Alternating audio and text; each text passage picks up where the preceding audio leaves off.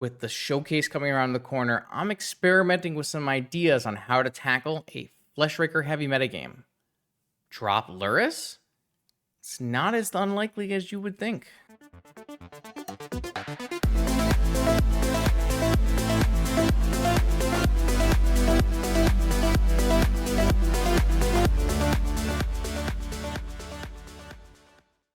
Welcome back, vintage gamers, to a Friday night vintage challenge. Someone had suggested recently that, well, Karn is a pretty big mirror breaker in these stock up matches. And I had noticed that like games were not going to the point of Lurrus. Because like once a stock up resolves, the game snowballs extremely quickly. That lots of games, it just wasn't getting to the point where Lurrus was mattering anymore. And if that's the case, and everyone starts playing stock ups, and you're not actually making to the point of Lurrus, then we should probably just abandon Lurrus and get that Karn and Tinker mirror breakers in there. If we're just trying to resolve spells, like if people are having to force stock ups, it means that Tinker is going to be a lot easier to resolve. So what this is a blue-black Tinker deck for the most part. A small white splash for 1 Mentor main and 2 Sword side, but mainly it's pretty close to the old 3 Island PO is what we used to call them. I do have a lot of fetch lands in this version for not a lot of fetchable lands, but I'm going to play 2 islands, 2 seas. I'm going to cut the Surveil land just for this deck. I think in general, this deck wants a Surveil land for the games where you get this things countered, but it doesn't want a Surveil land for when you're trying to just like cast stock up. So it's a little bit of a push and pull there. So we're going to try it today without a Surveil land, but I could see adding it back in depending on what we think the metagame looks like. I'm going to have 2 Flusterstorms main. I'm going to try out the chain to keep the chain in the main. I didn't have a sync in this list because I don't think this list is particularly good at sync or particularly wants sync in comparison to something like Lorien Revealed. I think Lorien Revealed looks a little bit better in this spot, but I guess a Lorien Revealed could be another sync if we really wanted it to be. They kind of fill a similar role. And then, yeah, the only cards that are non-Lurrus here are Karn, Mentor, Citadel. This is not the only way you can build this deck. You can build it a lot heavier in white, play things like Teferi and stuff like that, but not really sure that those cards are what you want when you can just have more islands and be just more consistent. Sideboard, I do have some Hull Breachers, which are breaking the Lurrus rule, and I do have some Tinker target alternatives. I have a Portal to Phyrexia, for if we're versing a bunch of creatures, and I have a Sphinx for different Bazaar matchups. Overall, a pretty light Bazaar sideboard here with Sphinx and 3 Tutor Bowl targets. I do think we're a little bit light on Mono White Initiative hate, but Mono White Initiative is on a huge downturn because players who were playing Mono White Initiative are trying the Raker Shops deck, and then I have a bunch of things for that Raker Shops decks, and then of course another Flusterstorm for the stock up mirror. I'm not saying that cutting Lurrus and playing Tinker and Mentor Karn is better versus the metagame. We are testing that out today and seeing if we can glean any information from the matches we play. I will see you in round 1. The legendary NYSE Open returns to Long Island in New York. This 9th installment will be a 15 proxy, $500 entry fee tournament where the top 8 will return home with 8 pieces of real unlimited power. Black Lotus, Ancestral Recall, Time Walk, and all 5 Moxens will be part of this celebration of vintage. At 100 players, there'll be an additional wacky draft with classic booster packs from Ice Age to Onslaught, the NYC trophy, Karn altars, $1,000 in giveaways, dealers, and much, much more. Check out the link below for all the details. I hope to see you there. Let's battle. All right, welcome to round 1 of this vintage challenge. 35 players, quick little 6-rounder. See what we can do on this Friday night. I'm up against Dredge. Munchlax is a very powerful Dredge Wizard, one of the better ones on the platform. And I am not convinced that this hand beats Dredge. Yeah, of course. I'm very happy that people are making vintage videos. I don't really think this hand beats Dredge, even though we have an Ancestral. If I get griefed on turn 1, it's pretty unplayably bad. But this hand's pretty good if my opponent mulligans a lot. I might try keeping this, but I don't actually have high expectations.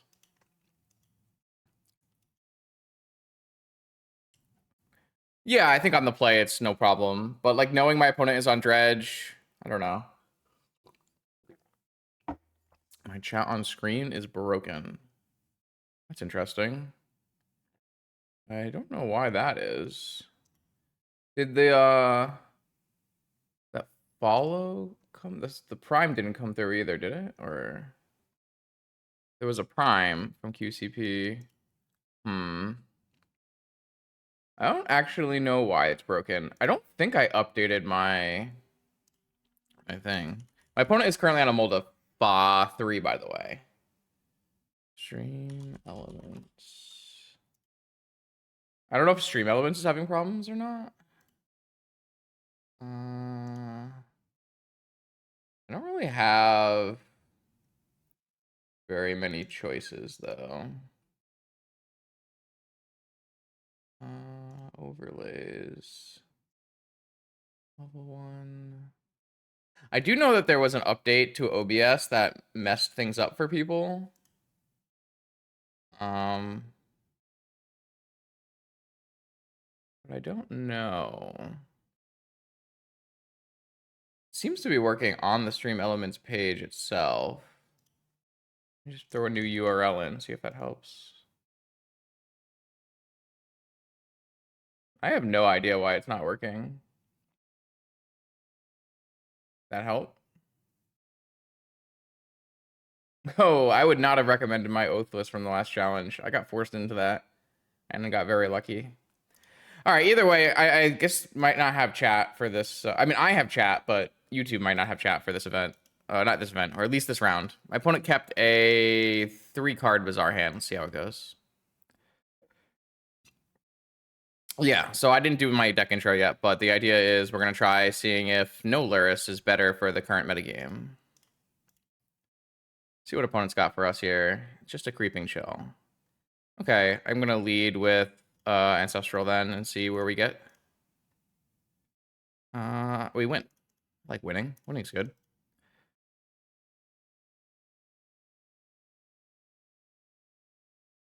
All right. So far, so good. No Lurrus needed.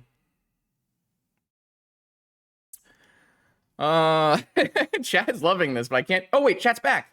Are you back, chat? I think we're back. All right, cool. We're back. I don't really know what changed, but I'll take it. So I do have a Sphinx of the Steel Wind. I do have a Needle, a Lantern, and a Tabernacle. Don't think I want Hull Breacher here. There's a possibility of Swords, possibility of Fluster. Karn is obviously awful. Negation is awful. Yogwill is typically not very good. I can theoretically take out this Citadel. Dress Down is terrible. Anything else bad? Mental Misstep is really bad. Chain of Vapor is not very good. Island is not very good. All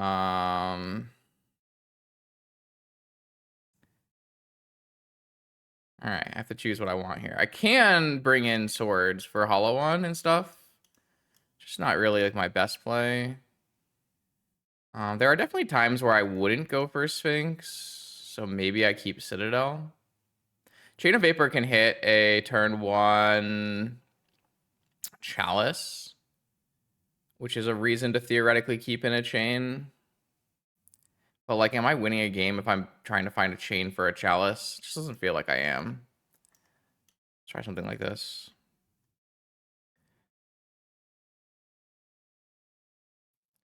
Like, when I have a Sink into Stupor or something, it's a lot easier, right? But when it's a chain that only really hits Chalice, I think it's just not good enough. Just like this hand. This is fine. How the hell am I mulliganing this, though? They're keeping 7, so I don't think this hand is beating a 7-card hand, but I guess we're just keeping this and bottoming the Swords and just saying we're doing it like that. Let's see what we got. 7-card hand after my opponent mulliganed to 3. Seems fair.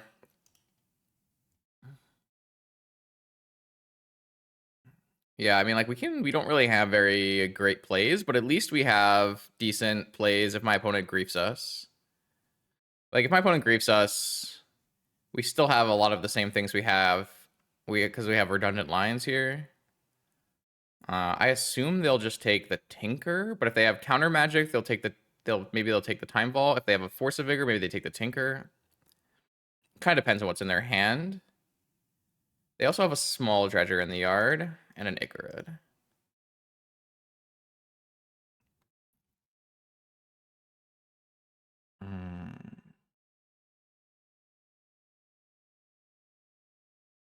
Yeah.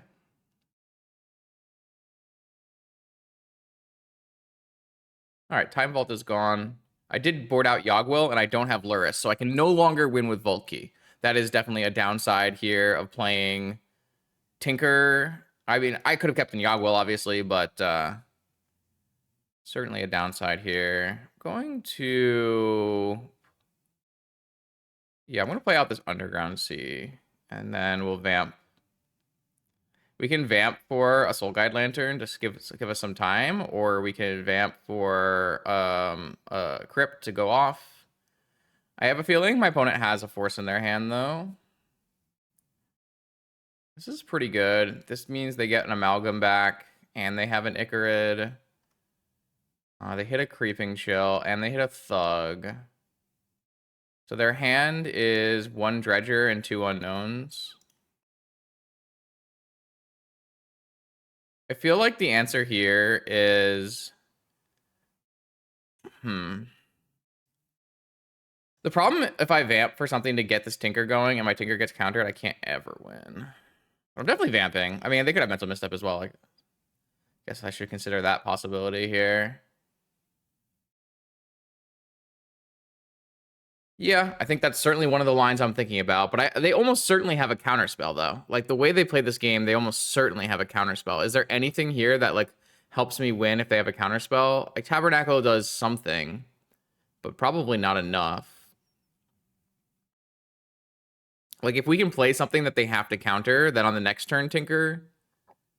I have a Sphinx of the Steel Wind, but I also have a Citadel. So I can do either still.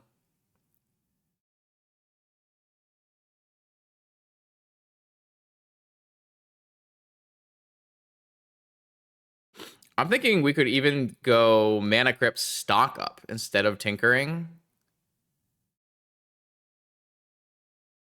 I had considered taking it out, but I had too many cards that I wanted to take out, so it's ended up staying in. I'm actually think I'm gonna cast. I'm gonna go to Mana Crypt and I'm gonna cast stock up. 12 life is really low. I'm not even sure a Sphinx always wins from this spot. I mean, they could just counter this Mana Crypt too. I mean, don't I need one? Not sure.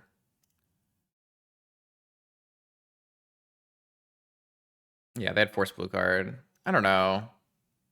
They had a Mind Break Trap. I feel like I was supposed to stock up, and that was my original feeling, but 12 life is so low with an Icarid and Amalgam already in play. Yeah, that runs us into Mental Misstep for not a great reason. So, like, theoretically, I guess I am getting prized Amalgam no matter what here and dying, so it doesn't really matter. Like, even if I draw Mox and stock up into an Academy, into a Tabernacle, even that's not beating them. I don't know. Like, if I had tinkered from this spot, right? If I got my stock up countered and tinkered from... I mean, you're not really supposed to miss up the Vamp, but they could have missed up the Vamp, it's true. Like, if I'm tinkering from this spot, am I actually winning, though? Like, I'm not actually winning if I tinker from this spot. Like, I can put a Sphinx in play, but does this Sphinx even win? 3... Like, the Sphinx doesn't even win, right? Like, I died at Creeping Chills. So... And I'm not Citadeling from 6. So I don't really feel like stocking up was better. It feels like I made the right play and it just didn't work out. Like, we knew my hand was not gonna beat a good 7 from my opponent, but it was gonna beat some 7s from my opponent, and we had to keep it.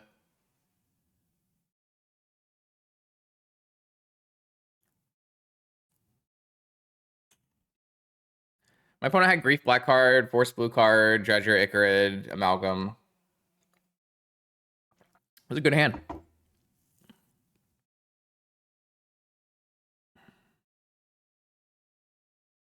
Uh,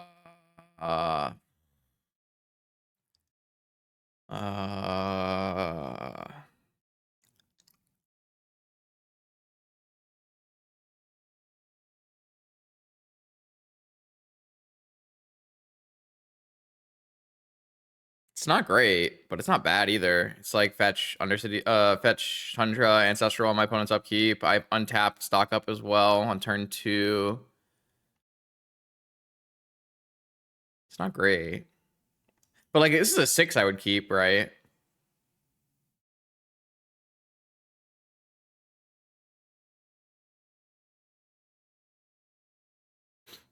I'll try it.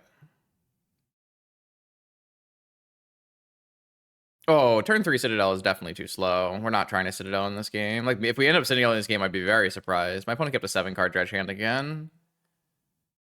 But I'm going to Ancestral before they draw any cards. And if they want to pick my hand apart, I don't think that's the end of the world. Ooh, if I take down an island, I have very little fetchables. It was part of my plan to have that be the case, but... I guess if they have a Force and a Grief again, it's really bad for me. But like that's always going to be very bad for me.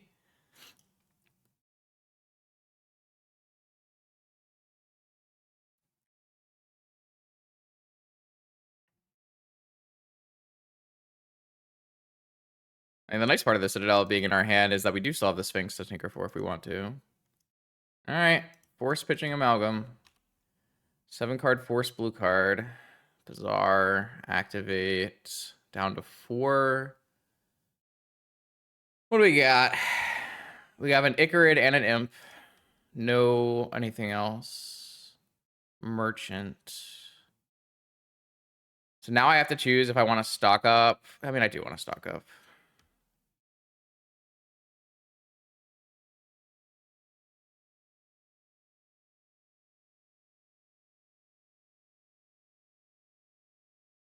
You have negation blue card as well? Sure seems like it. I don't know. Just 7-card Dredge hands, right? It's not like I had ley lines in any of my games because I didn't play ley lines. Oh, this resolves. Interesting. What do I want then? Key Tabernacle?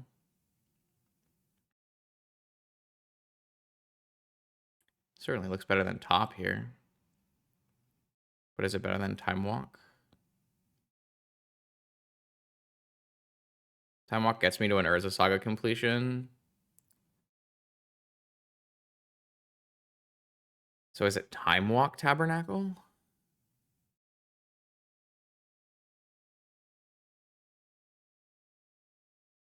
I actually do think it's Time Walk.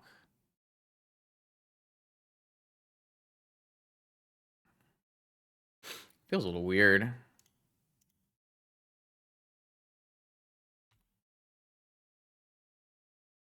If I get Vigored, I guess I lose the game, though.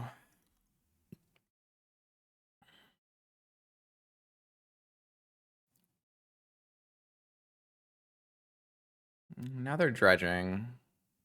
So they're not picking up new cards. This is not returning an Amalgam at the moment. There's a Narcomoeba.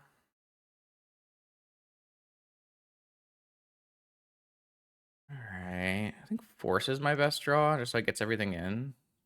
Jet's pretty interesting, too.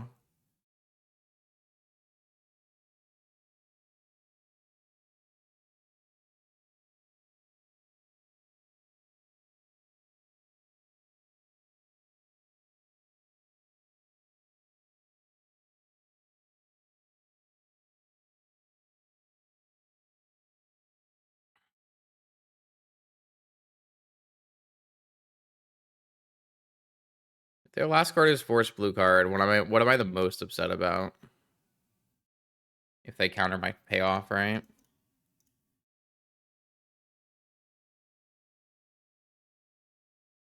Yeah, alright. Well, They had the Force Blue card.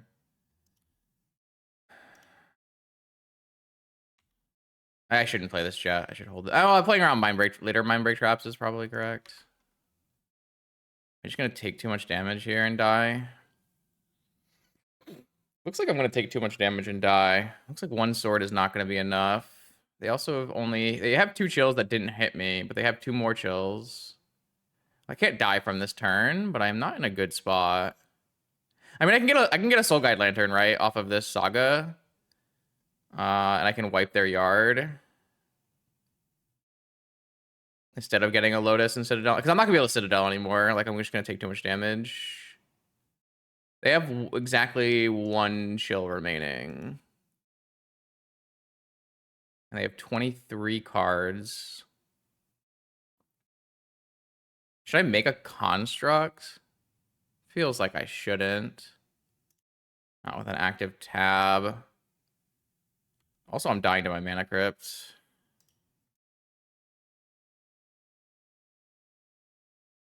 I have to wipe the whole yard, though.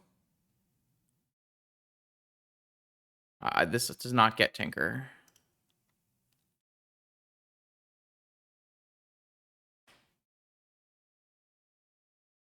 I guess I could wipe 1 card and swords the other one.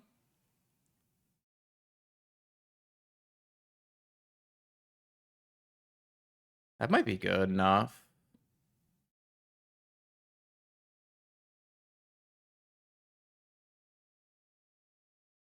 Might bait out enough of their deck. Or do I want to just Merchant Scroll?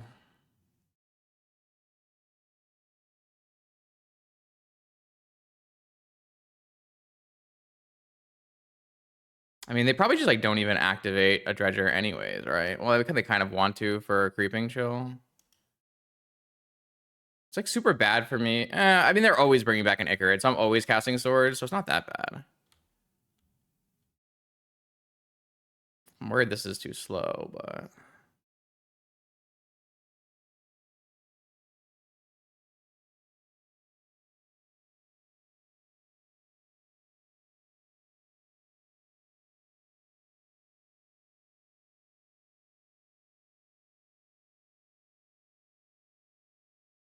My mana vault is an issue right now.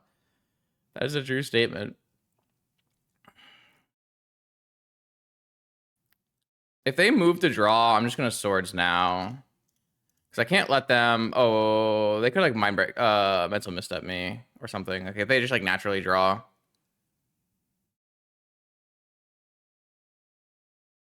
Like they need to find another Icarid so I can hit them with Lantern. I also need to be able to hit the chill now. I have to actually hold for a chill now, which is, I guess, a problem. Maybe this was like too greedy. Oh, I mean, I wouldn't be looping Lantern here. Like, there's like saying that is like not actually true.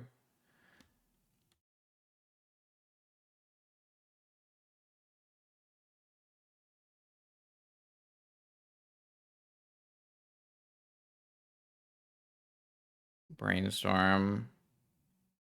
It's got to be better than casting Merchant Scroll.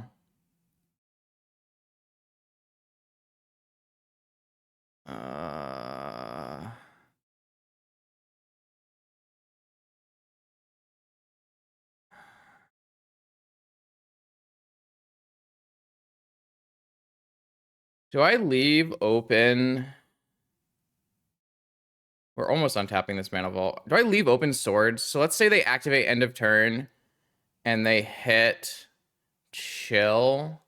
Or I guess if they hit Icarid. If they hit Icarid, I think I do just leave open swords.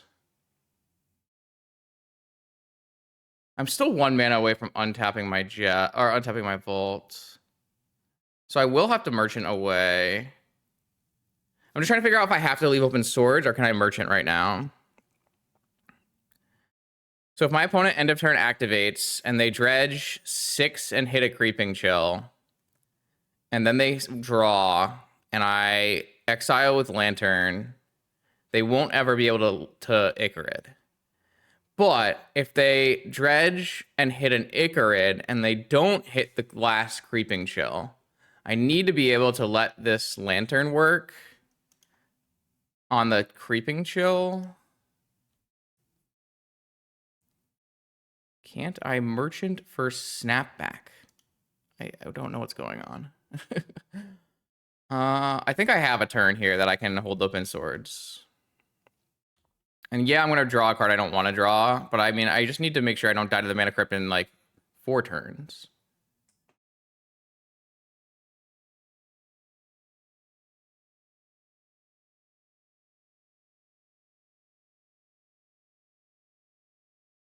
Could be wrong.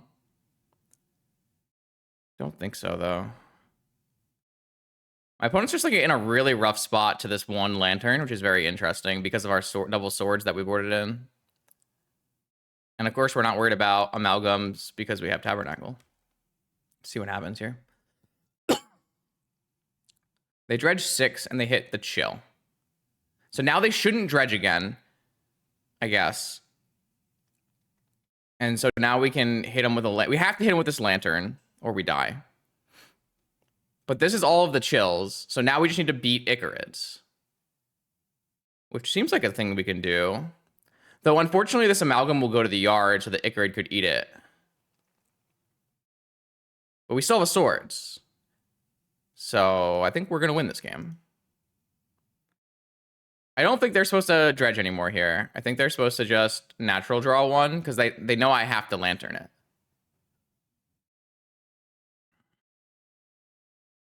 How many hollow ones do they have left? They somehow have all their hollow ones left? That means they probably boarded out the hollow ones, right?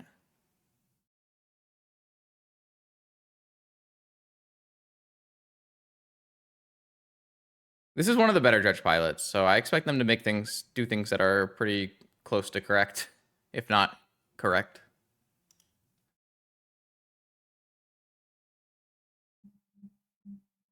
I think they have quite a good win rate against me as well.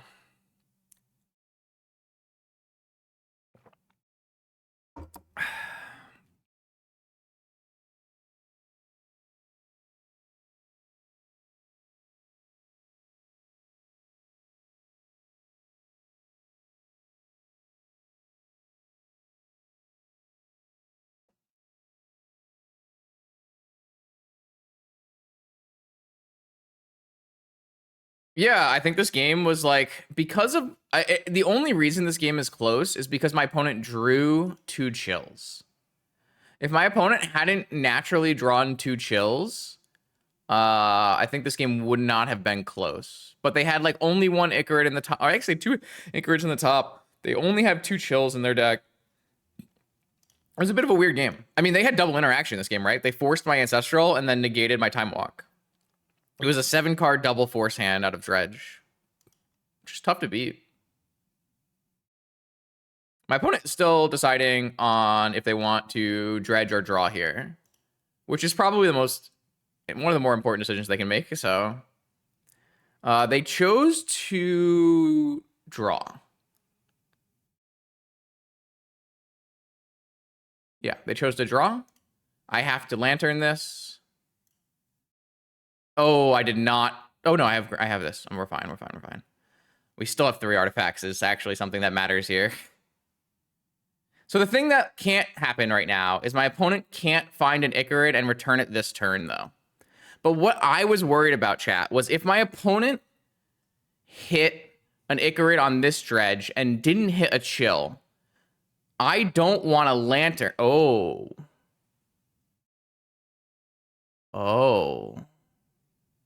They're going to return a vigor to stop me from vaulting? And also I'm locked under my... Oh no. That's really bad for me.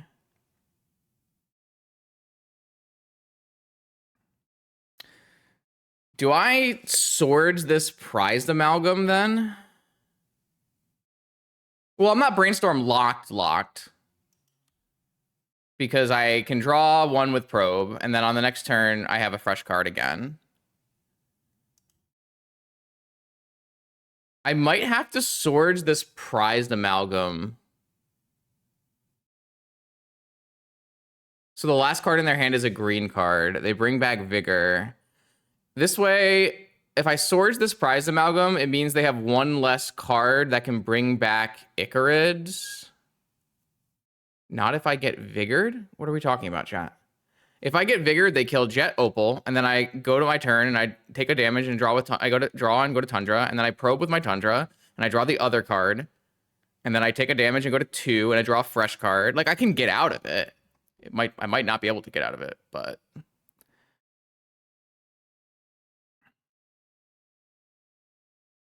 I'm not gonna be able to cast the swords in the rest of this game, so I'm gonna do that. Yeah, I might die to this Mana Vault here because of the line I chose. I did not see myself getting Vigored in this game. Oh, wait, they didn't? They don't have a green card? They're trying to natural the green card? Or are they just going on my upkeep? Going on my upkeep's insanity. Going on... Oh, I lost this game! I could have just kept the Fluster in my hand! Because they have to go on my upkeep because it's a Vigor. I lost this game. Oh, I never thought I would need a Flusterstorm in this game. Wow. I could have had a Flusterstorm in my hand. I could have had a Flusterstorm in my hand. That's crazy. All right, well, this game is still on. If I draw a Mana Source next turn, I can Merchant for an Ancestral.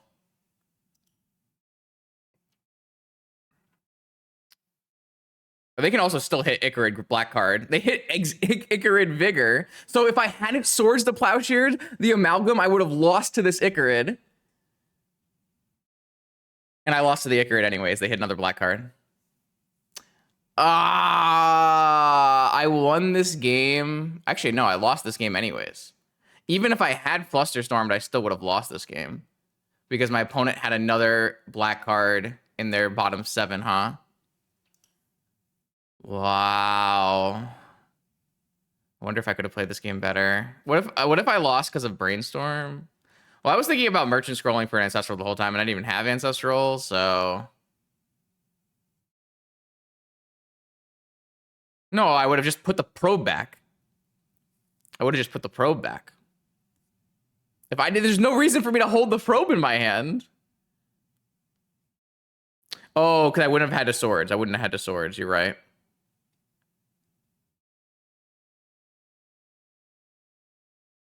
So would I have won this game?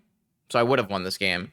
So I lost this game on a bad Brainstorm because I didn't see the idea of last card Noxious return Vigor. That's pretty cool. All things considered. Yeah. So I get to not swords, and then I get to Flusterstorm. But then I can't cast Merchant Scroll because I need to be able to beat an Icarid. They actually... No, I can't win this game, though, because they just have double Icarid.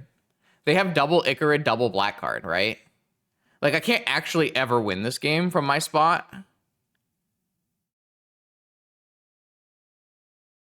I actually can't. Like, they would always kill me, right?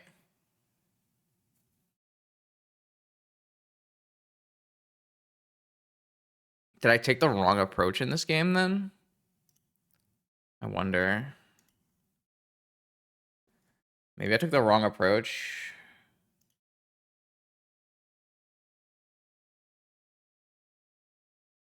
I mean, it's still gonna be a hard game to win, but...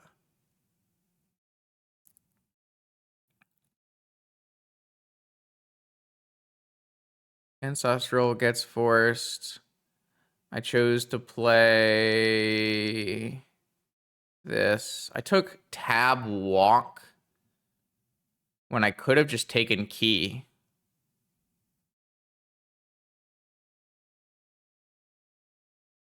Well, so like, there was a reason I didn't keep Flusterstorm. It's because I expected them to never cast another spell for the rest of the game. But it was wrong. Obviously, it was wrong, but that's like, there's a pretty good reason. I didn't really think like they had last card Noxious, but I wasn't keeping exact count of the cards that they had in their hand that were not Dredgers, so that's kind of on me. Could I have taken Key Walk or Tab Key here? I mean, maybe my Key just gets negated, but maybe it doesn't. But then maybe Source does. That's like, this is a pretty big divergent point. It does like make me really weak to Vigor if I go key. Like they could easily have Vigor still. I don't know. I don't really hate this idea of tab walk. And then I played. I mean, I don't have to play time walk here either. I don't even have to play tabernacle here. I could just make a construct. That's certainly a consideration. It's not a very good construct, though, because it's not 4/4, so it's not blocking Icarid. Whereas Time Walk immediately puts me into Saga.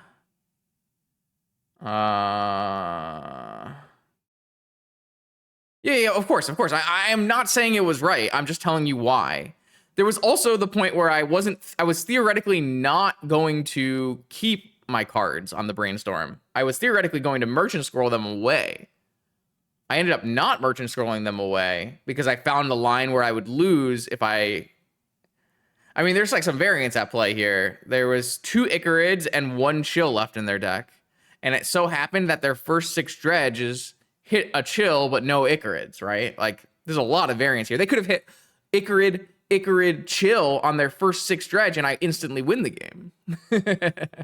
So, I think this is fine. I'm okay with this. I'm okay with all this. I'm okay with this. And I'm okay. Like, obviously, I could have gone. I can't go Citadel here. Yeah, I think this is fine. I don't mind this play at all. I'm really putting my opponent on a lot of pressure. And then I have a brainstorm here to fix my hand. So like my thought process initially here was I was going to merchant scroll away the 2 dead cards. I guess at this whole point I wasn't playing around my opponent just like noxiously revivaling a dead card to the top of my library either, though. That is something I did not consider. Like I was thinking it'd be better to have a probe in my hand than to have a Flusterstorm or a Citadel in my hand, but that ended up not being the case. Because I thought probe would at least give me another draw to like help find a way out of my mana vault. But the minute I choose to not merchant scroll, which I should choose to do before resolving my brainstorm, I can simply keep this Flusterstorm in my hand instead of probe, or merchant scroll, or anything really, besides Swords Opal, and then I can pass. And then this is just like a huge variant spot, right? My opponent has 18 cards in their hand, left in their library. They have 2 Icarids. They have 1 Creeping Chill, and it looks like they have something like at least 4 more black creatures, because it seems like they boarded out all of their hollow ones, which is interesting. So this is really the reason I did this is because I can lose here if my opponent activates, hits Icarid but not Creeping Chill. Because if they hit Icarid but not Creeping Chill, and I don't keep open Swords to Plowshares, right? Say I had Merchant Scroll to shuffle away my Brainstorm. I don't have Swords to Plowshares. If they hit Icarid but not Chill, I can't actually I can like... It's tough because I can hit End Step here, getting rid of everything. But then if they activate, hit a Dredger but no Chill, and then Dredge into Chill, I lose. So I was trying to play around that. And what my opponent actually hit was Chill, no black cards, no Icarids, forcing me to use my Lantern. And then the Noxious Revival forces me to use my Swords, which is correct still.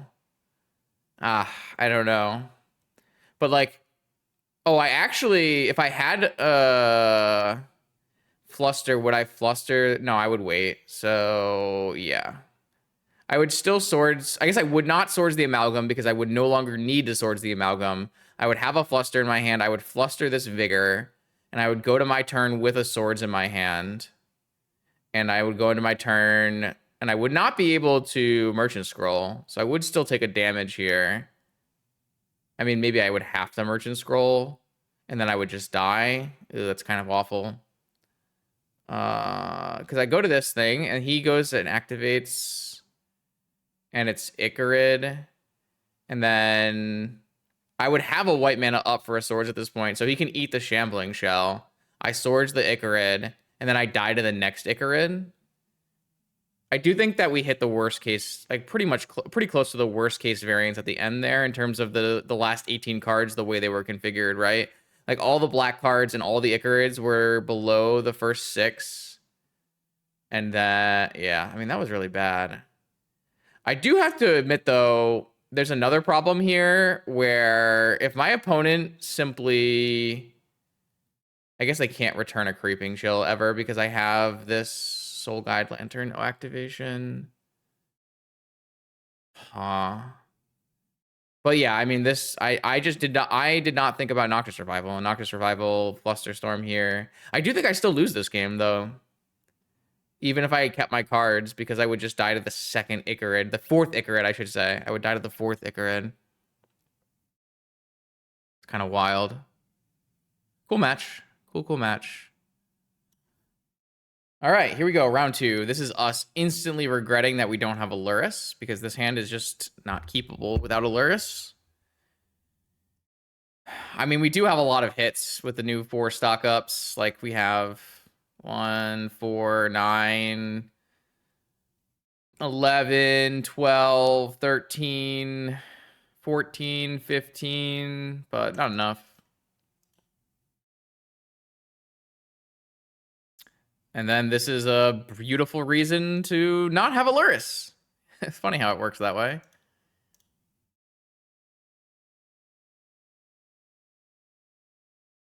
Is there upsides?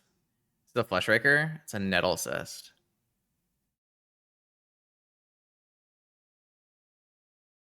I feel like we let it go. And then we just Karn plus it.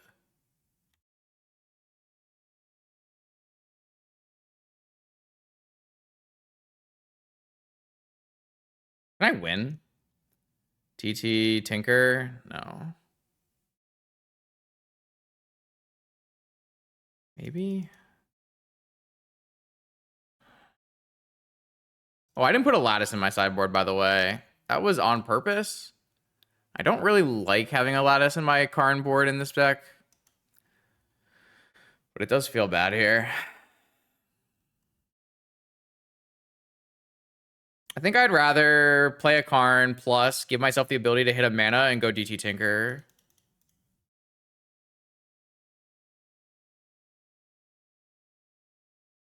Obviously, this makes this Nettles bigger this turn, but it's going to go away, so that's fine.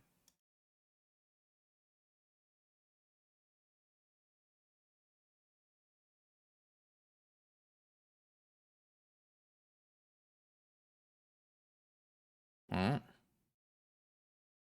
it's fine, I guess. It's not fine. I have to force it. Well, I don't know. Maybe I don't have to force it because I have stock up. I don't know. They can't get rid of it. I don't know. I mean, I did just turn off their whole deck, though, so does it really matter? And they would have stripped my Myceliarian. God bless. I mean, their whole deck is off, so what does it matter? I guess I can get a Needle and Needle strip mine if I want to.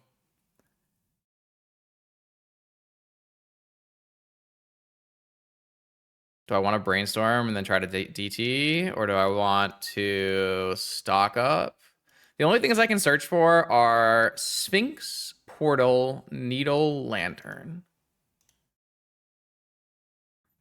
I mean, this is Raker Shops. They probably don't have Wasteland, right? So if I just Needle, Strip Mine, and DT for Tolarian Academy, it's probably correct, right?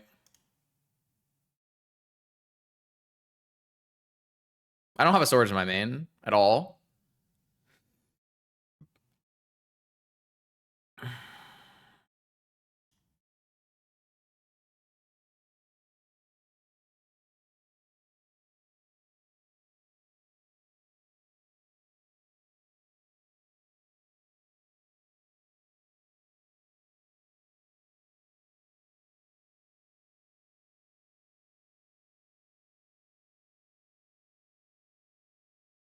Hey, there's my Tinker. Stock up is just Demonic Tutor, right?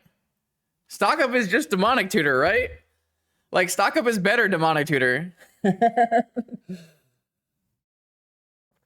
a fucking broken stock up. Look at that stock up, baby. That's a Tinker, a PO, a Mentor. My opponent can't beat any of these 3 cards, let alone 2 of them. All right, I mean, I think this is a prime example of why we're trying this tonight, right?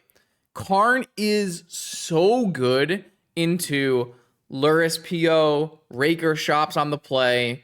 I mean, we were on the draw in this game, but Raker Shops in general, like, Karn is a significant mirror breaker into a stock up metagame, which is it's certainly a reason. So now we have to choose how we want to board for Raker Shops, which I don't think is a easy thing to do, because everything is good against them. So I always feel like I'm overboarding. Is Portal good against them? It's good if they don't have like a Flesh Raker going, right? But if they have a Flesh Raker going, it's kind of bad. I'm looking at like 10 cards that I could theoretically bring in. I mean, an Island can go. Flusterstorms can go. Chain is good if they're bringing in Null Rod. We don't know if they're bringing in Null Rod. Stress Down I want to keep. Do I want Karn on the draw still? Probably. I mean, the problem with Karn on the draw is like if they get too many creatures down, it's really bad, right? I'm going to have to choose some cards that I don't want. All right, maybe we just don't play negations at all. I just like don't know how to prioritize these cards. Yeah, I guess we don't need Chain if we have Sabotage. That's true. Like, I just don't know how to prioritize these cards against Raker. Like, they're all good, right? None of these cards are bad. Maybe Portal is not actually good. Maybe I don't need Yogwell. I could see that. Yogwell probably not necessary. I guess I could theoretically take out Volt Key. I don't want to take out Mental Misstep. So my only problem with Portal, I like Portal in like every instance except that they have an active Flesh Raker, and I don't have that many ways, but I force a lot of Flesh Rakers. I'm going to take out a Force of Will, and I'm going to take out a Brainstorm. Sue me. That cannot, I don't know if that's right, but it's probably not right. I just took out cards because I was out of time. Swords, Mox. I mean, this hand looks fine, yeah. Workshop. Patchy.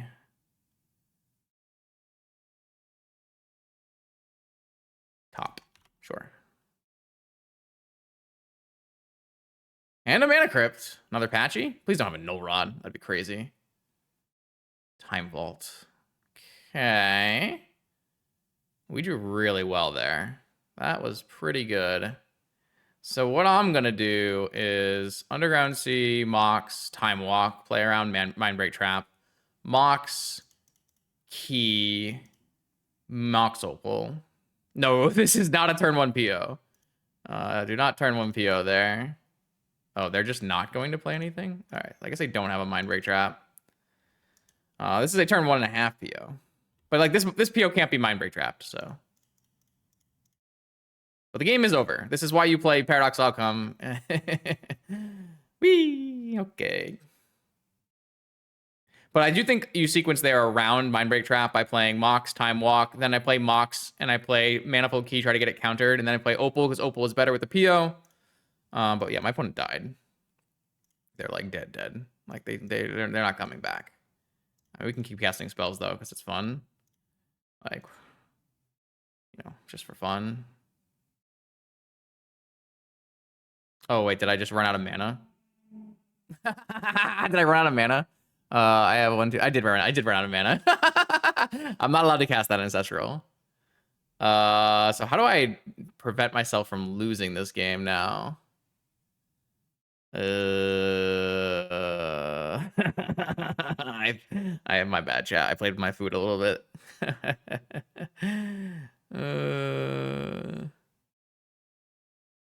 Uh-oh. Uh-oh. Yeah, I have a land drop, but I don't have enough mana anymore. I can DT for a time vault. I have a land chat. This is not enough to win the game. I lost my 5th mana to Ancestral Recall. I was playing my food a little bit. Ugh. I think I'm just supposed to DT for a Force and play a Saga, which is really bad, but oh, it's so funny. I threw the game. My bad.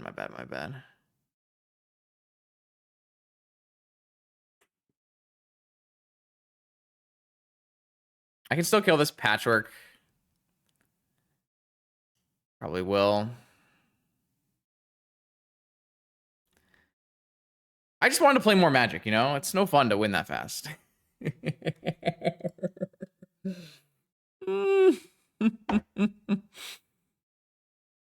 have a lot of keys in their deck, and they have a Sensei's Top. This could easily go bad for me. It's so funny. The One Ring. I think the One Ring is fine. The One Ring doesn't win the game.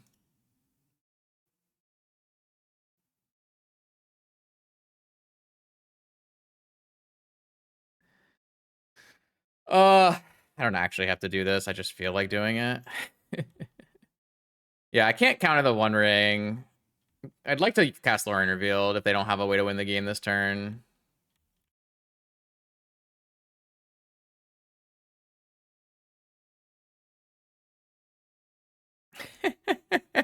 I thought I had enough to cast Ancestral for fun, but I did not. I did not have enough. Oh, it's too funny. I mean, it's funny that I'd probably let a Null Rod resolve here. Oh, they found a key. Finding a key is really bad for me. Soul Ring is not a key. It's a Flesh Raker. Oh, it's a Nettle Cyst. A Nettle Cyst is fine. No problem. All right, cool. My bad. just wanted to, I mean, these cards are not currently winning the game for what it's worth. The cards I have in hand do not currently win the game. I will draw 3 though. Oh my god. We know they have a Sensei's Top on top, right? So I can just play this Hold Breacher, and as long as they weren't sandbagging us a key for some reason, we're fine. It was really bad. It was really bad draw 3.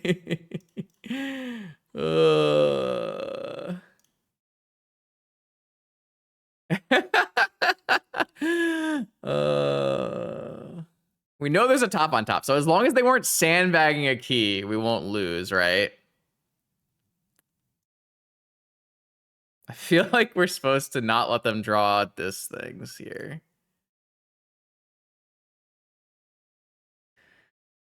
Oh, Justin, what are you doing with your life?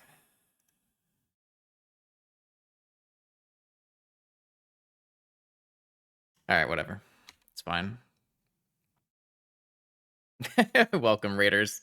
It's been quite the event here. Well, it turns off their ring and it turns off their top which is on top. So as long as they weren't sandbagging a key as their last card, we don't lose here. I am holding up swords. Did you think I wasn't holding up swords, not me? You got baited too? Unlucky. Sorry, bro. We're holding up swords. This based my opponent into thinking I'm not holding. They're just off it. All right, we play with our food a little bit too much. My bad, chat. My bad, opponent. My bad, opponent. I should have won the game. My fault. My fault. Yeah, so I can use my Saga to untap my Pearl or my Opal to swords this. Yeah.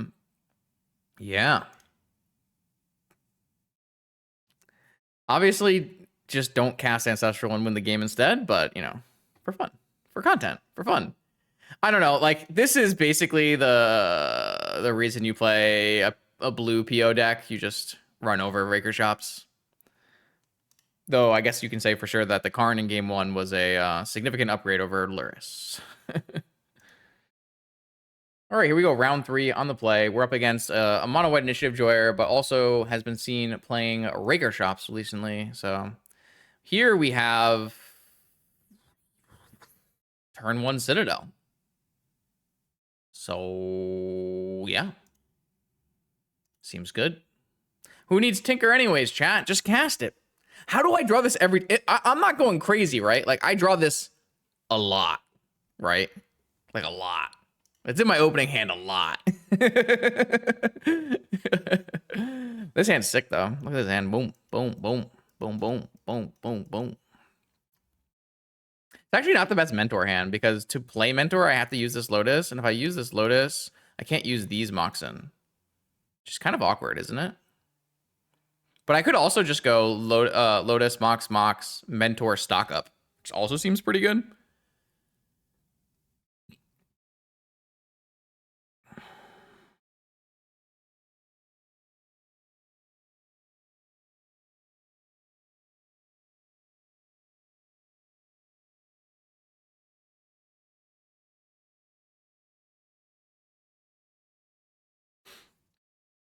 All right, I don't know where my opponent is. We'll pause the video until he comes back.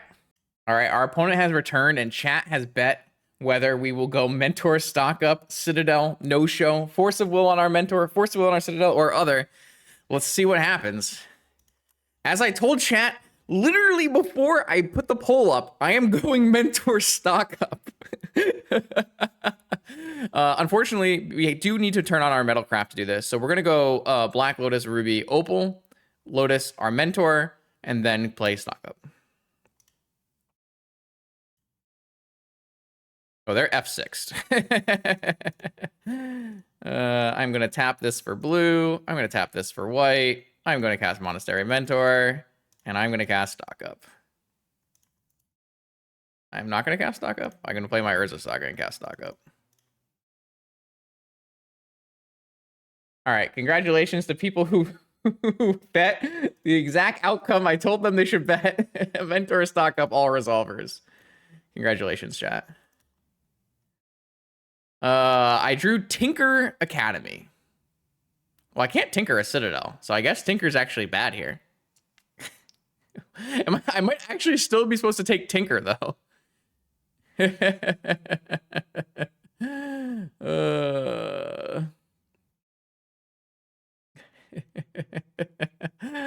I mean, I don't think Flusterstorm does anything. So I guess I'll take Tinker Citadel. Or sorry, Tinker Academy. Top is pretty good with Mentor, right? It was a Flusterstorm, it wasn't a Brainstorm. I mean, I told you what was gonna happen. My opponent doesn't really play Forcible decks for the most part. But I think betting no-show was a pretty reasonable idea there. All right, what do you got for me, opponent? Patchwork Automaton, not the best against Monk tokens. I could still lose to combo here because I didn't go for Citadel. That's a possibility.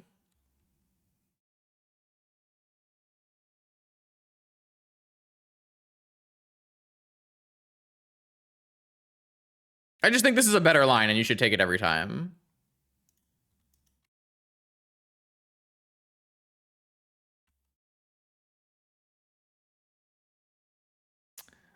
So let's see. If I play a Tolarian Academy, it makes 2 mana. I just cast PO with it. Is that better than like tinkering my Opal into something or something? I could just make a construct. I kind of want to like find a force though, so I don't accidentally die. I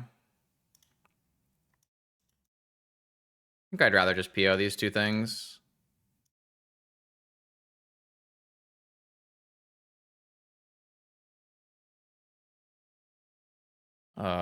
Those are terrible.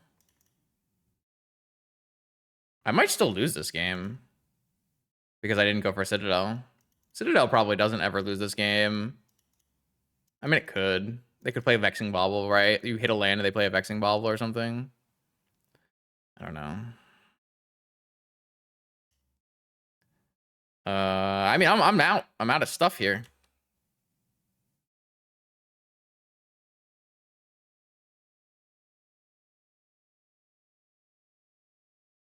I mean, if they just go Flesh Raker top, I lose. Phasing. Phase out my mentor, baby. Big. Citadel is not just the better play. Citadel is the better play if my opponent has no force.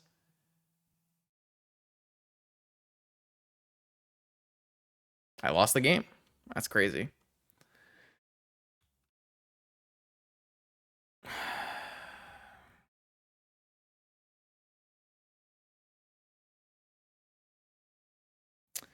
Wild.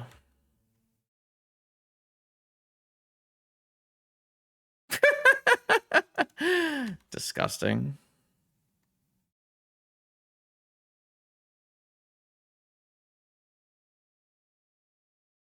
Unreal. All right. Game 2.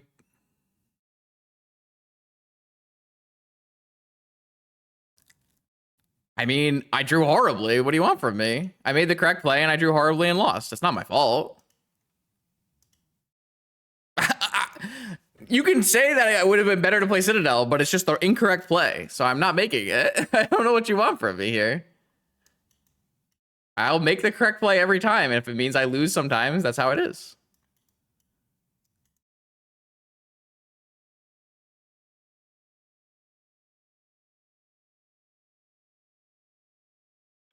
Yeah, I mean, I don't know what you want. Chat wants to see me make the incorrect play. It's pretty tilting because my stock up hit nothing and my PO hit nothing, but sometimes that happens.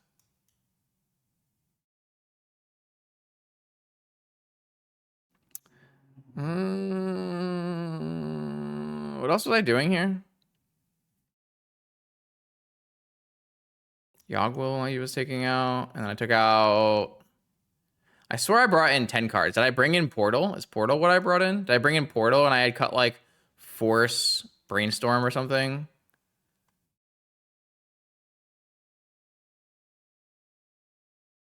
I feel like that's what I did. I don't want to do that though. Cut this.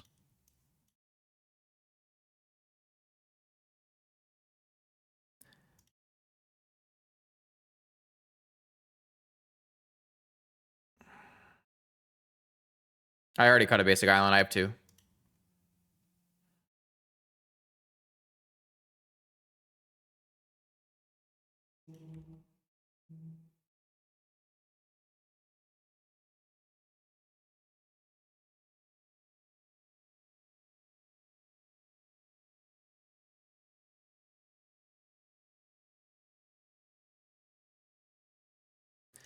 I'm gonna go load a stock up. It's just correct again. Hit a Mox off it and time walk.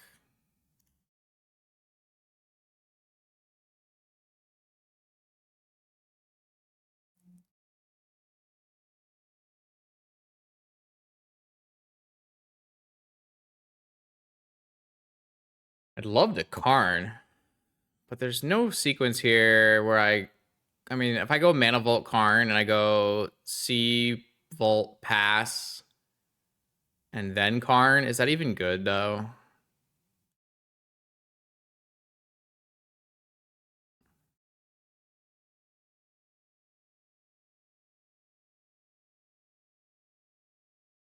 I think I'm supposed to take Sapphire Sabotage. Then I have a different card to pitch to Force of Will. I take Sapphire Sabotage.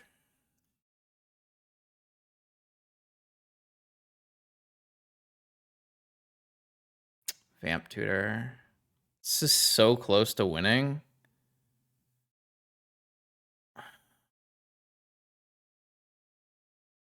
I guess I can just pass and sabotage sabotage plus Vamp Tutor, get Volt Key, and then I have to win over another 2 turns with Force. It's probably correct.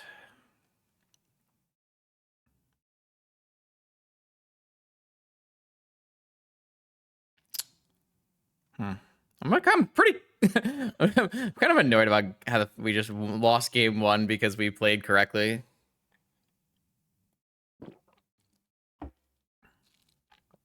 But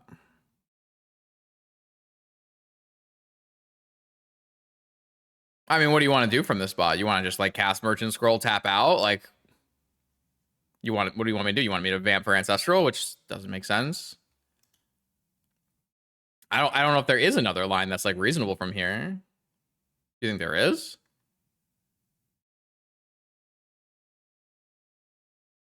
I'm up there. I'm all ears. I'm always trying to get better. Unless you tell me to play Citadel on during game 1. If we play Time Vault this turn, then does it change it? We just have to make sure that Sabotage is not good. You have to think Sabotage is not good this turn. What if they go like, I guess if they go Vexing Bauble, it doesn't matter. So maybe it's fine.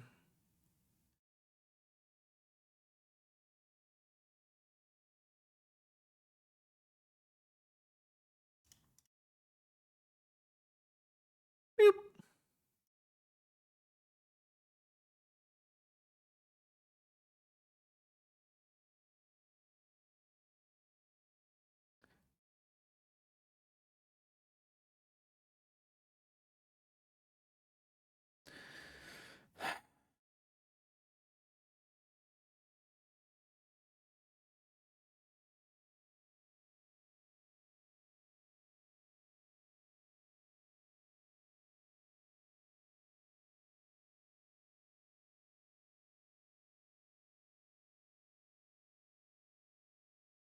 I'm only countering a Null Rod here, so.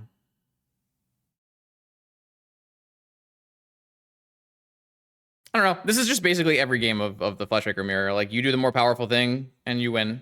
Or you know, they do the more powerful thing and they win. But most of the time you'll have force backup, so.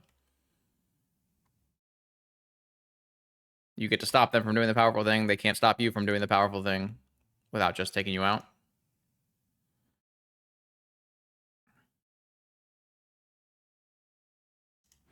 All right, can we go 3-0? That's the question. Do we want negations on the draw at all here? I don't really think so. Are they better than Hold Racer?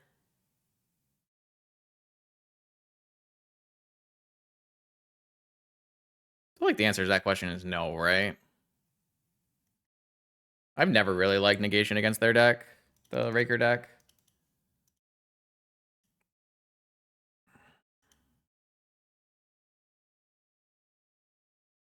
Hey, look, turn 1 Tinker. Hope we don't get Mindbreak trapped.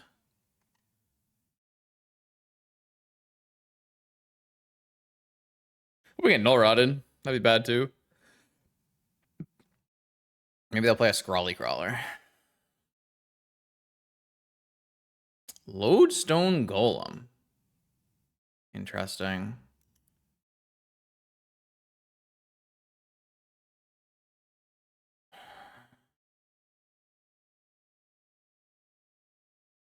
I don't really know what we're supposed to do now.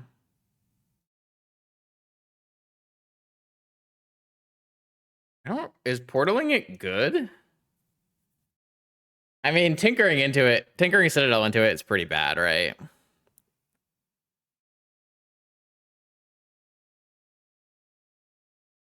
Is waiting good though?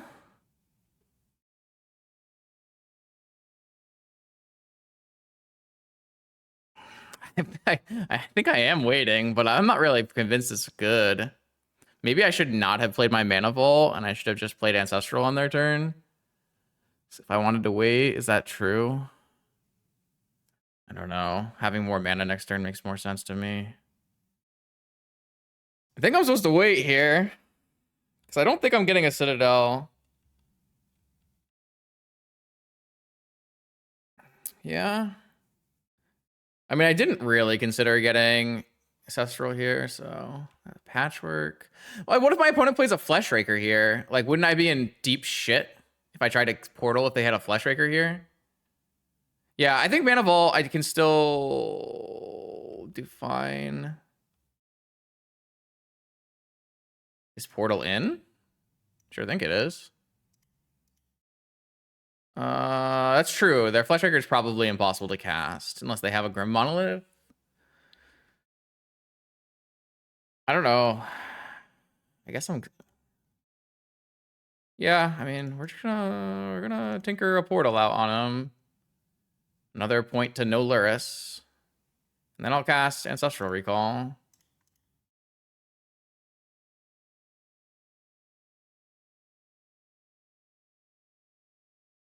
Now I have Force. Game's over. Okay. I don't know. This matchup just doesn't feel like you can possibly lose unless game one happens, I guess. We won this match 3-0. Let's be real here. I'm not going to return a Lodestone Golem. I'll turn this Patchwork, though. I don't know. If your opponents are showing up to a tournament with no interaction workshop combo, like, just show up with Tinker.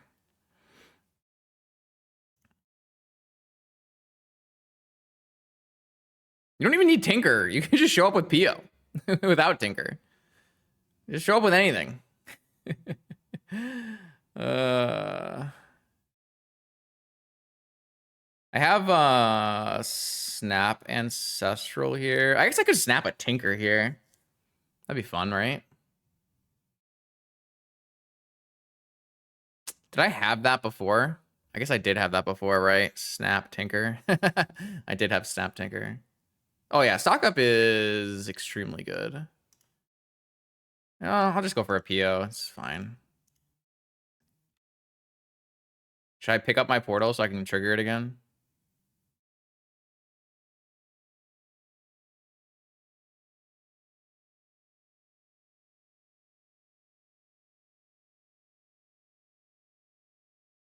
Probably not supposed to replay Crypt.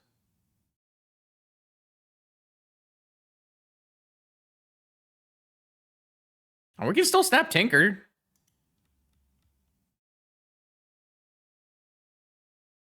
Oh, that's true. I guess we are returning a Lodestone. That's funny. Maybe we should have picked up our portal. Nah, it's not like, do we care about a Lodestone, chat? Like, chat, look at our mana. 1, 2, 3, 4, 5, 6, 7, 8, 9, 10. We have 10 mana. Do we care about a Lodestone Golem? It just ends the game quicker. Oh, discard Hole Breacher to hand size reanimate Hole Breacher? Damn, that I didn't think about that. I have not done any thinking, chat, since like turn 1 of this game. I checked out. I mentally said, why bother? I said, my opponent is playing this deck. I am tinkering. Why do I care? This is not a Yume.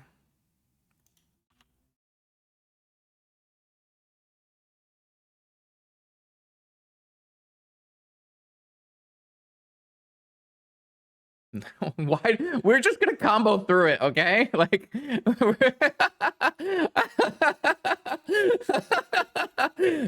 I don't know, man. I'll just hold up double force or something.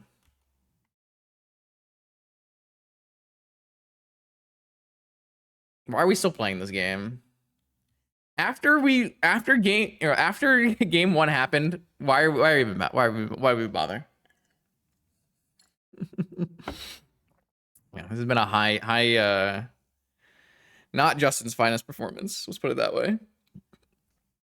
Why are we still here? I don't know. Opponent's still here, man. I think I would have conceded when, I don't know, one of these points. Maybe they'll draw a Time Vault with something else. I don't know. Scrawly Crawly resolves. I don't even have to kill it.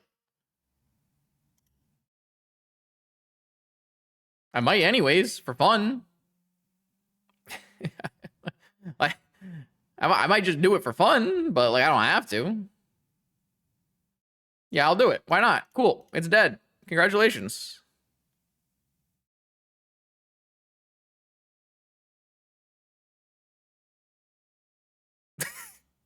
Yeah.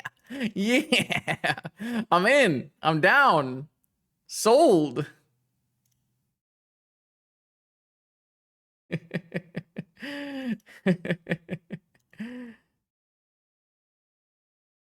I'm not countering that. You can't counter there. You need to save counter for a possible time vault.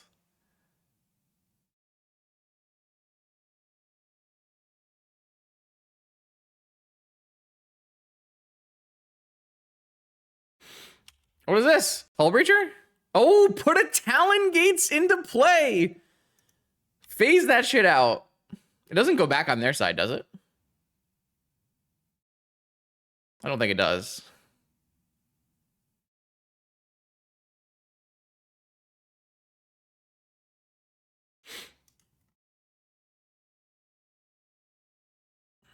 I can Force of Will and then snap Force of Will, I think. 1, 2, 3, 4. 1, 2, 3, 4, 5, 6, 7. Yeah, I think I can. Phase that bad girl out. Sure, why not? Has it been an interesting game? It hasn't. The game ended on turn 1, but we're still here on turn 6. Soul Ring resolves. They concede. Go next game. Oh, man. That's a rough 3-0 there. Okay, so we're doing a little bit of discussion right now about our last match here. This is the new Power BI dashboard that Chris Erickson put together. This is utilizing the normal public data sheet that the Vintage community has and just giving it a nice, easy to use dashboard for everybody else.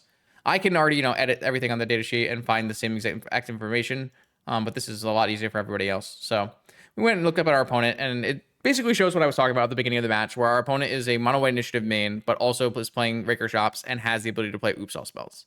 So we're kind of a coin flip here. Not a coin flip because there are 3 decks, but a 30% chance, I would say 30% chance of being either Raker, Oops, or Initiative. And all of our plays have different merit depending on which deck it is.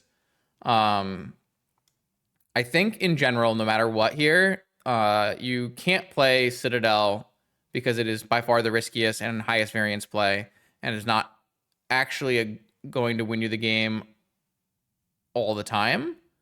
I always want to cast stock up here, but something that not me brought up is when are you actually casting stock up?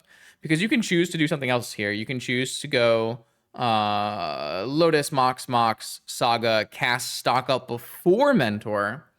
And doing so, you're saving your ability to use Lotus. So based on the 5 cards that your stock up shows, you could make a different choice whether to play Mentor or not. The problem here is that a turn 1 Monastery Mentor at plus tokens, every token is extremely, extremely strong against Initiative. Every token is probably not relevant against Oops All spells, and somewhat good depending on the Raker Shops draw. Against our opponent's double patchwork draw, Mentor token's actually very strong, but against our opponent's follow-up combo kill, not very strong. So like all of these things have different weights depending on what's going on. With our stock up that we were given in this game, which is basically one of the worst possible stock ups of all time, which is Tinker with no target, land, Flusterstorm, which is a blank against 2 out of the 3 decks, and only okay against Oops All spells. It didn't end up mattering too much. Yeah, that's what I wanted to talk about. But basically, obviously we were memeing a lot and having fun in chat about what we wanted to do here, but I think no matter what, you're just always supposed to cast stock up on this turn 1. I do think the debate would then be, do you want to get a Mentor token or hold on to your ability to play Lotus? Because you could even choose to not play this Mentor if you were to somehow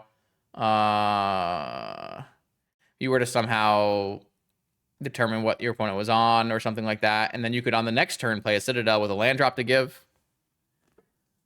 There's a lot of power in that.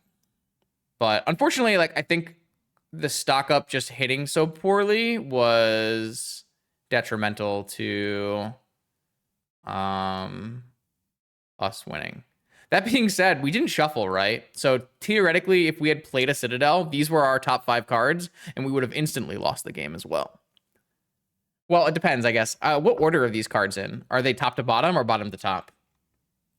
If they're bottom to top from the top, then we would have been able to tinker for Sensei's Top and win the game on turn 2.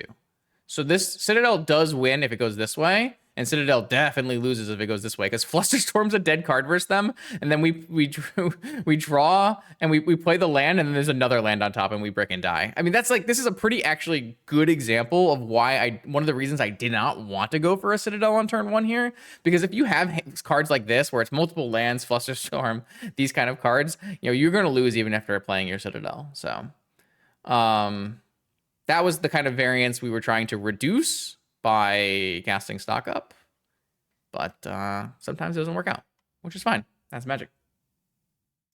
Okay, here we go. Round 4 versus Monkey. Pyroblast PO. We do have Karn. Karn is good. Don't know if Karn's good after my opponent makes a play or not, but we'll see.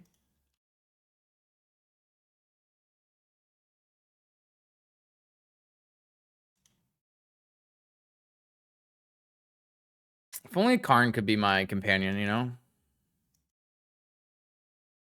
Companion rule. Your deck is legal in Vintage.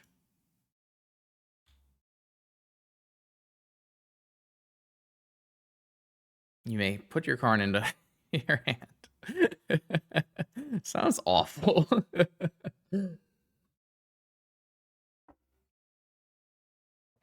Again, we do have another reason to play a Lurrus, non-Lurrus deck here. Turn 1 Karn is basically the whole reason we're trying to do this today.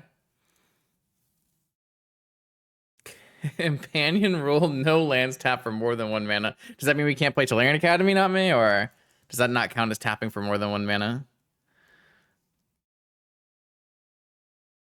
Are we getting around our new companion rule somehow? Tarian taps for 0 mana. Perfect. Perfect. We figured it out. No Ancient Tombs, no Workshops, but Tolarian, no problem. All right. It seems like Monkey has probed us and is contemplating life. Fair.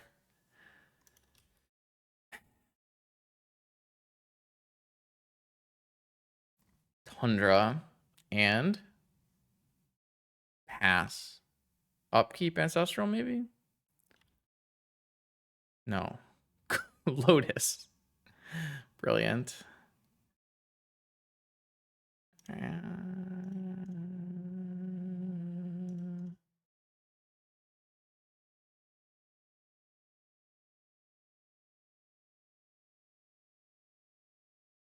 Monkey would not have a Spell Pierce in his deck ever, but I'm probably supposed to play around Spell Pierce, right? It does give away another card in my hand.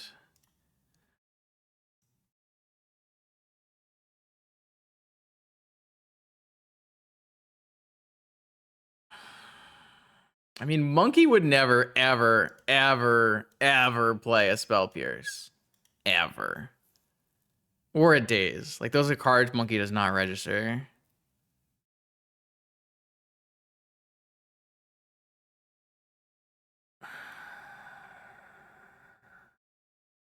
I'm gonna play the Lotus. I'm too scared. I'm too scared.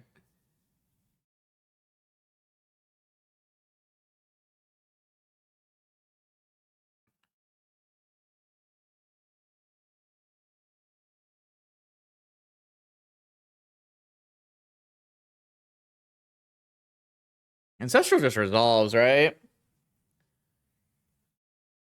I feel like we don't care about Ancestral.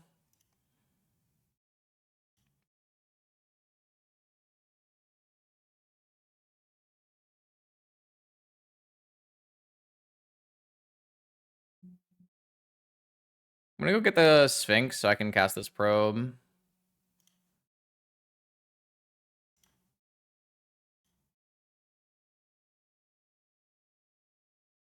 Time Walk, Stock Up, Swords, Volcanic, Mox, Emerald, or Mox, Opal, Soul Ring. We can actually cast the Sphinx next turn, right? 1, 2, 3, 4, 5, 6, 7, 8.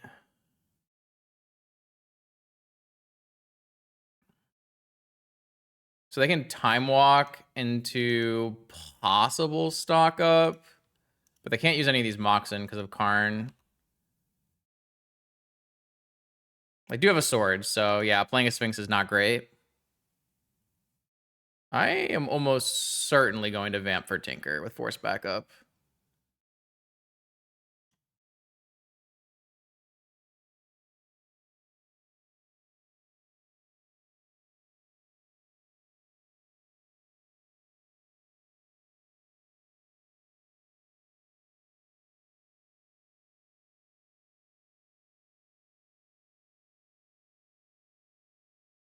Karn is just broken in this. Like, maybe playing Karn is just better than. Maybe playing Karn is just better than playing Lurrus in this meta.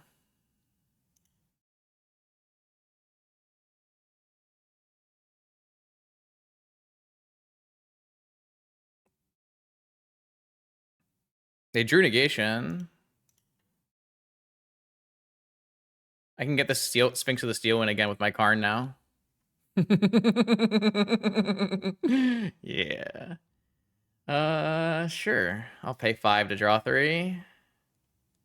I'll pay 2 to draw 1.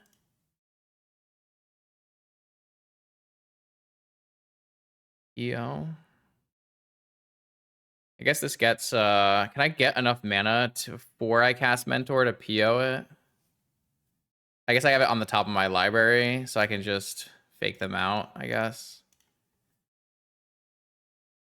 Oh, he's just not gonna care. Oh, I have Dress Down in play. Never mind. So it doesn't actually work. My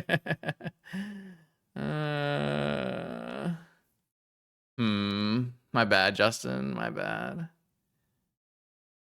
Now I get run into swords, I guess.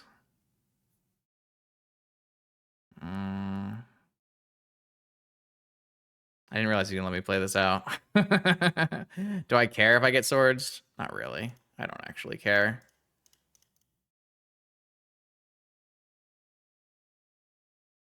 It was not my best play. I can gain 2 life, though, for my Citadel, so...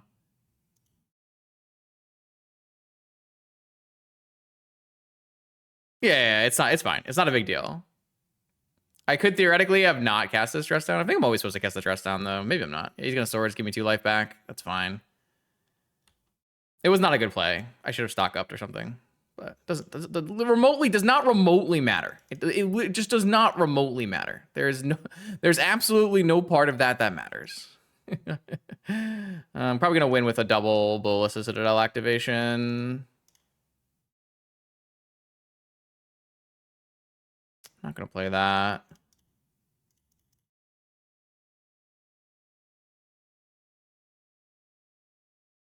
All right, I have double Bolus Citadel activation. Should just win the game.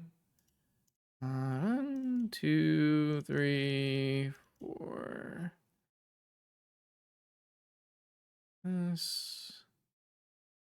How many things do I have? 1, 2, 3, 4, 5, 6.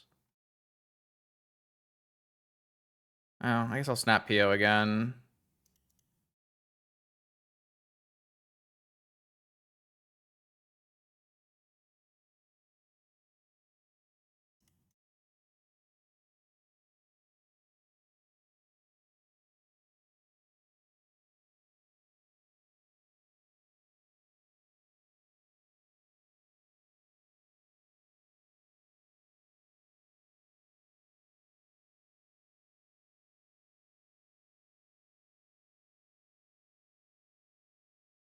One, two, three, four, five, six, 7, 8.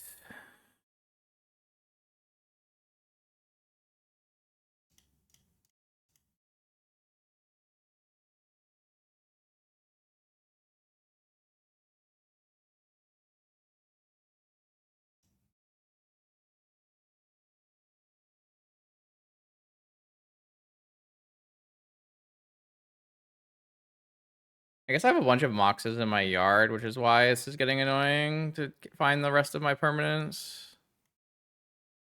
1, 2, 3. Is this 10 yet? Can I sack my Karn? I guess I can use my Karn and get a needle.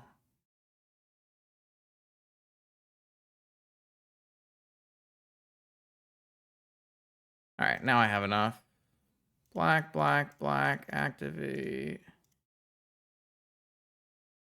Sacrifice 10 permanents. Yogg will them back.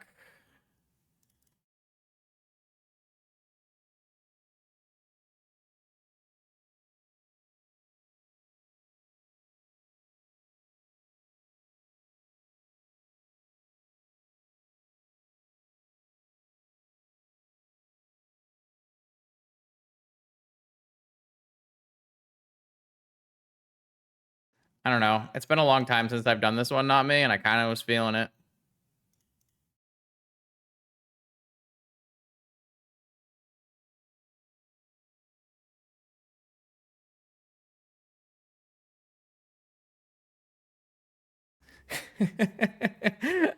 I hadn't done it in a while, and I really wanted to do it.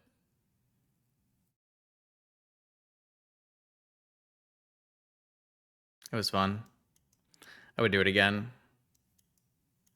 All right, so I played turn 1 card and I won the game, just like every time anyone has ever played turn 1 card. How can we win without mentor?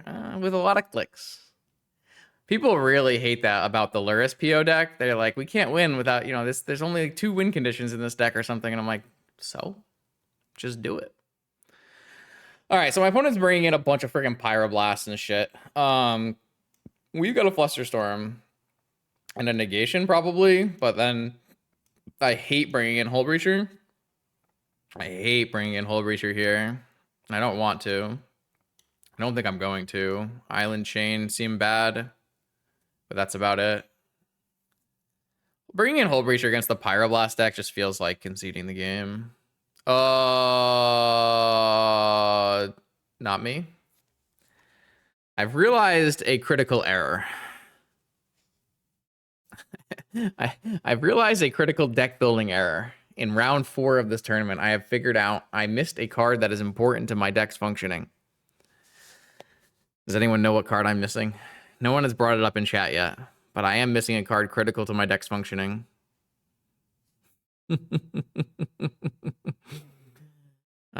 Justin. I'll just say I was pre-boarding for the format, but it's not correct. It's not Tendrils. It's certainly not Tendrils. It's Mystical. Yeah, I forgot to put a Mystical Tutor in my deck for my Tinker. You definitely want that if you're playing against Raker Shops, so you can Tinker more often. I started with a Lurrus PO build and then forgot to add the Mystical. I thought I added everything that I needed, and I forgot Mystical along the way. I'd probably just take out this Lorien Real number 2, probably. Yikes. It's okay. I'm making sure that once I top 8 on with this deck list, everybody copies my deck with no Mystical in it, so I win the Tinker Mirror. It's almost certainly correct, so...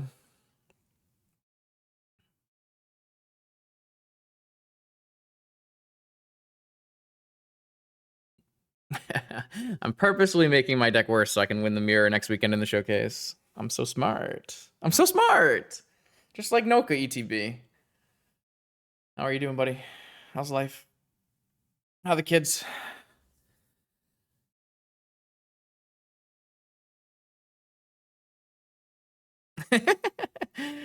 I'm just on the next level. What can I say? What can I say?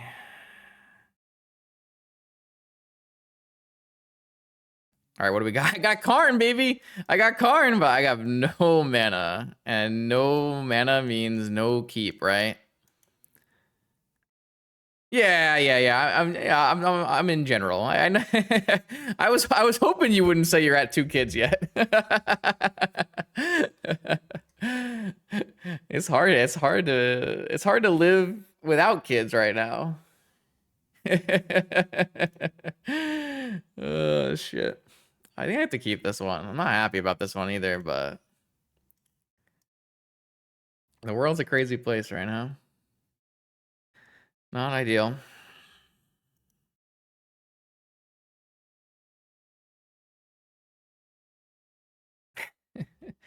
That's all we'll say about it. We're gonna game it away.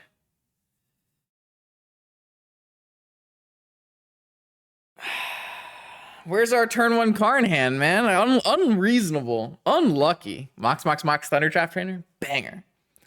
Mox, Lotus. Offspring of Thundertrap Trainer.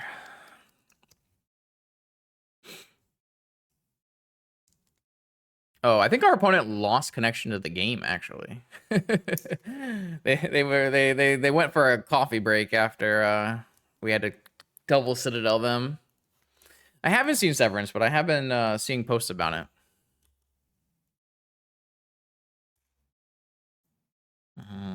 Mox, Sapphire, Mox, Opal. I'm very jealous of my opponent. They're having a lot of fun over here. Is this a foil?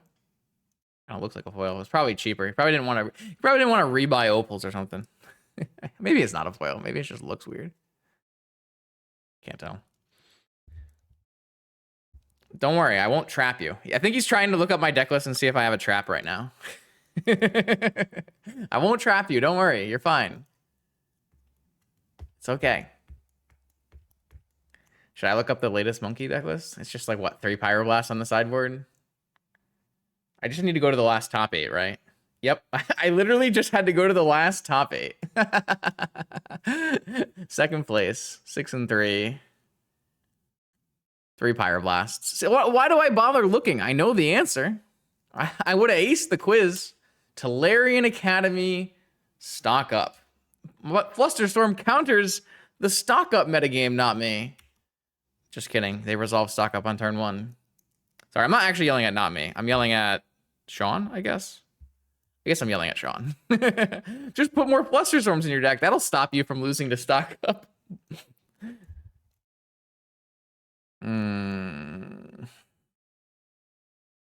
Well, we'll see if we can... Oh, God. Uh-oh. My opponent's a little bit ahead in this game. If anyone... in case anyone realized... My opponent is quite a good deal ahead in this game. I don't even have a Surveil land to fetch. Unlucky. Sean plays 2 traps. Oh, just there you go. See? My opponent only has 7,000 mana right now. Is this PO? Yep. I'm conceding. Let's just go to game 3. I don't care enough. I just don't care enough.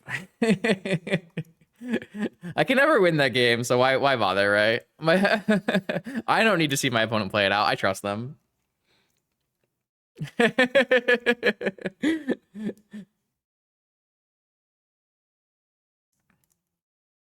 No, Noka is a individual of class. He would never. I trust my chat. Chat's very reasonable, unless we're playing Doomsday and they're suggesting lines. Most of the time, chat, very reasonable.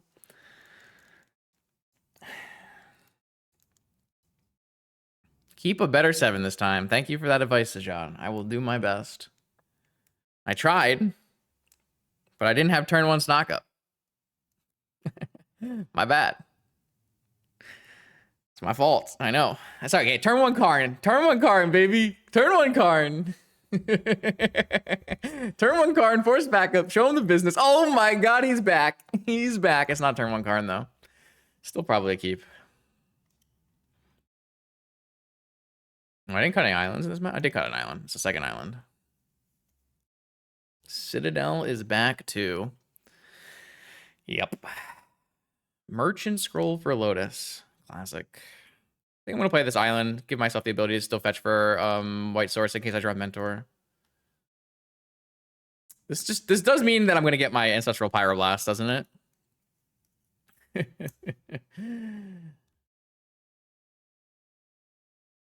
I too have foils in my deck. Yup. It's there. It's waiting for us. Time Vault. I am not casting this Ancestral into this Volcanic Island, chat. It's just not happening. It is seriously not happening. I won't do it. I won't do it. I refuse. Okay, I'll do it now. If my opponent wants to negate me, that's fine.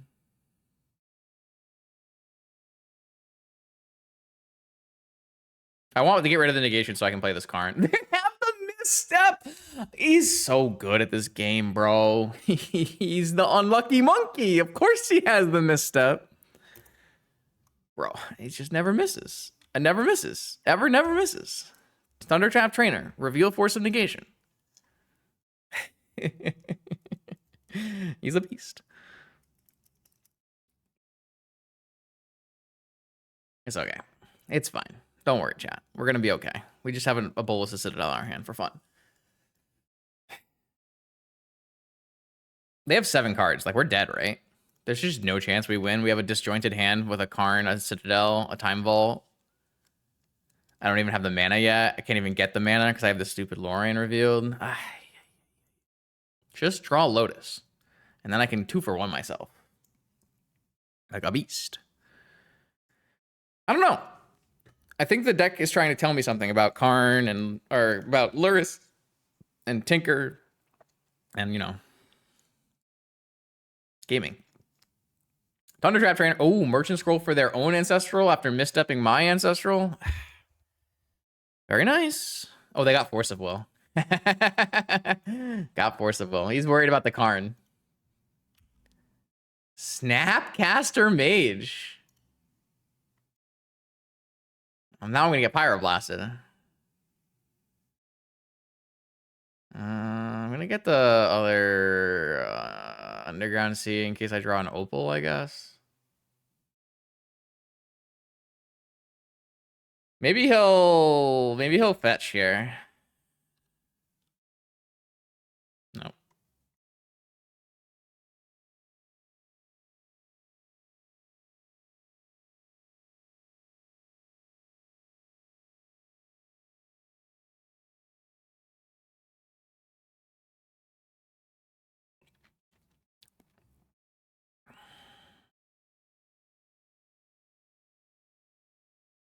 All right, well, time to get Pyroblasted. Force? Jerkface. All right. What do you reveal? Lorien? All right. Trainer. Trainer does kill Karn.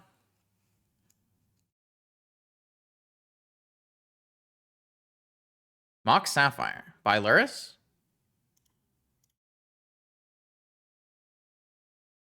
Can't play Lurrus at the moment if I Karn you.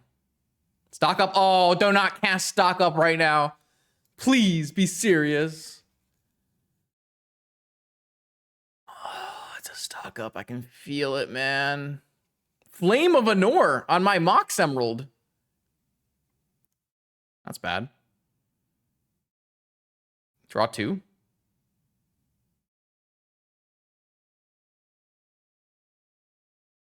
Does he know I have a Karn? What's going on here?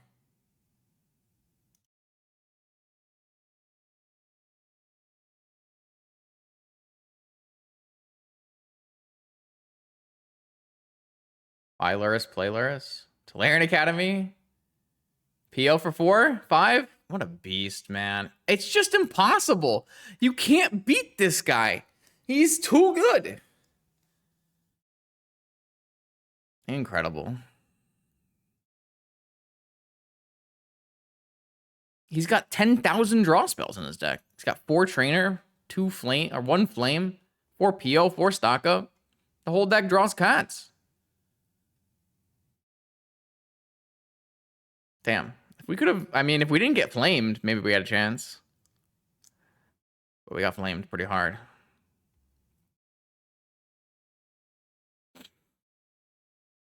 And the Ancestral. All right, well, I don't know. This matchup is always going to be really hard. Maybe I just need to play this deck. Has he made the mana better yet? What's the mana look like? No. Bro, I can't play this deck, chat. It looks so good, but I can't play this deck. I'll lose. Like, I can't. I'm not cut out for this. I'm just not cut out for this life. I've been bested. I don't think Remora is very good. All right, welcome back to round 5 now. We're still going to try to win here. Try to maybe go 4-2. Breakers are not looking pretty, though. But we never know. Chat, opponent says hi, so you got that going for you. On the play. Okay, all right. I elect to keep my hand. I will be keeping. Thank you for asking, Magic the Gathering Online. I don't know. The highs and lows of having a Tinker in your opener versus having a Citadel in your opener. I haven't missed that. Or maybe I have. Not sure. So far, though, I haven't really missed Lurrus, right? Has there been a point in this tournament where we've missed Lurrus, really?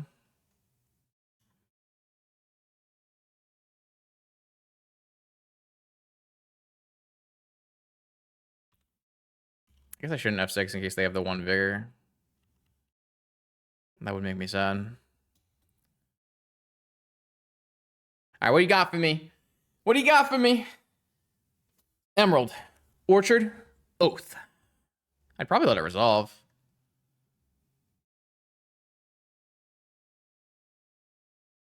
Show and tell. Stock up. Stock up resolves. So the only reason, like the only way stock up is bad for us is if it hits double force. But I don't want to force this and then have my opponent have force blue card in their hand. I guess if we hit a Moxen, we don't have to go Citadel.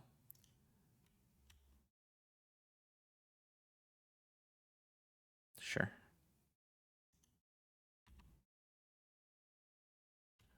I think that's not a accurate characterization. I guess we have to go Citadel now, though. Because I don't really... I mean, I could theoretically just cast stock up. I kind of just want a Citadel, though. I don't know. I think I just, like, kill this key off and put a Citadel in play. Could be wrong here, though. I'm willing to entertain the idea that I'm wrong here.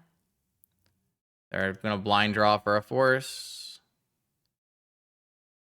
No. Citadel. That's not bad. I don't really think I do want to keep key. I think it's not unnecessary, and a mana source is much better, so I can, like, do things with it. Why do you want key? Just, like, so I can, like, theoretically have an easier vault key? I don't think that's actually a good use of my...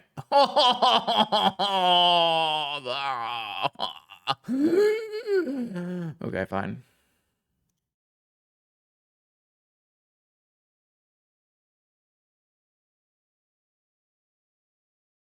I mean, it could have been worse. Right? Could have been worse. Surely it could have been worse. I don't even think I'm supposed to make a construct here. I don't want to make a construct here. It doesn't really cost me anything to make a construct here, though. Just make a construct here.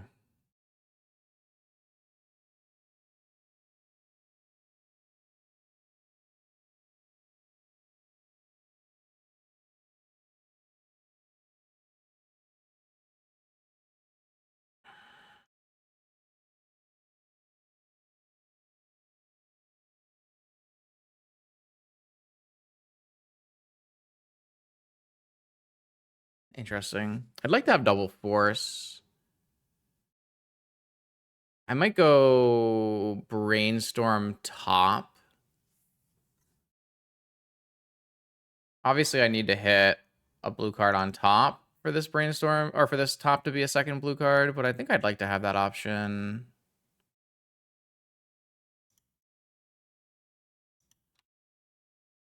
I thought the negation on top, Citadel, was fine, but they had the Besiege You. I don't know. Interesting game. I think there's like a pretty solid chance that I attack 3 times with this construct and win Zajad, so... Though it does mean I'll have to force an Oko, which is maybe not great for me.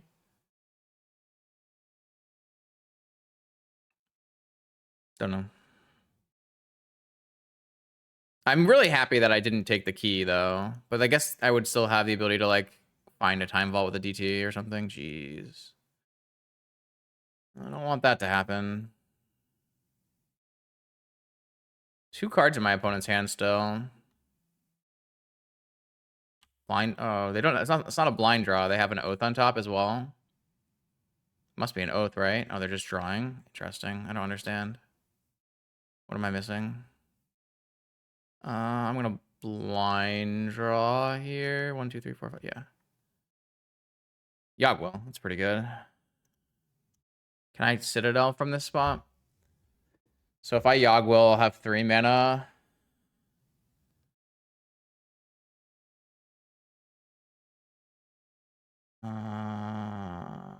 So if I Yogwill, I'll have 3 mana. I can key for an additional 1 mana. To 4 mana, I can Saga to 5 mana. Tinker can only net 0. So I can't Yaga Citadel back, right? So what would I be yogging for? I'd be yogging for a Saga and a stock up. I mean, that's clearly good enough.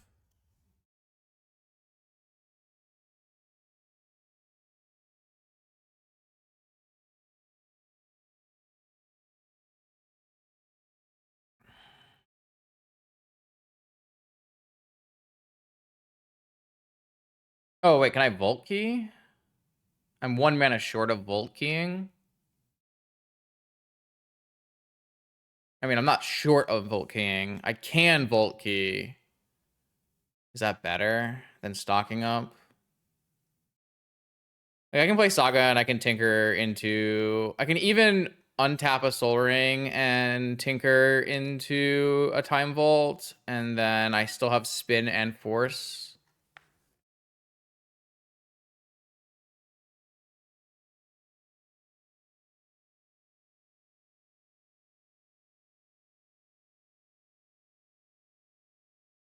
And then I don't have to counter Oath. I only have to counter Show and I don't have to. I do have to counter. I don't have to counter Oko. Yeah, I think I'm going to do that instead of stocking up. Is that really better than stocking up? Is tinkering a Time Vault here better than stocking up?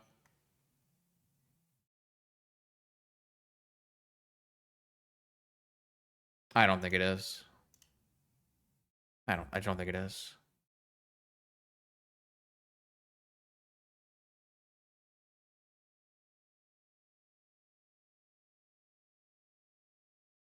Could I have held up a blue? If I hadn't used Saga, I could have held open a blue.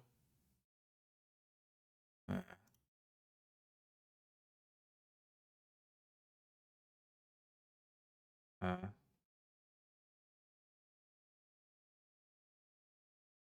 should spin then.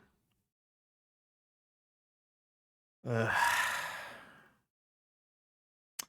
I think I fucked this up. I didn't realize. Well, I didn't think about Flusterstorm, right? Is what I didn't think about.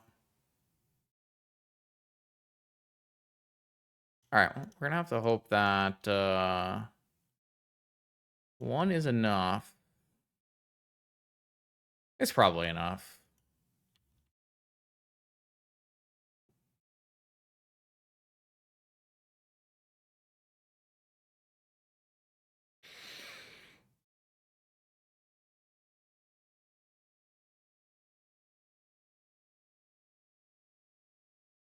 Is it Oko? Or is it... Okay, I'm gonna let Oko resolve. If they want to... Like, they can't plus on my key. So I'm just gonna go for a Volt Key. Okay, we win this game. All right, I would say it's highly likely I played this game incorrectly. It just doesn't feel right. There's a feeling problem here. I would say it's highly likely I played this game poorly.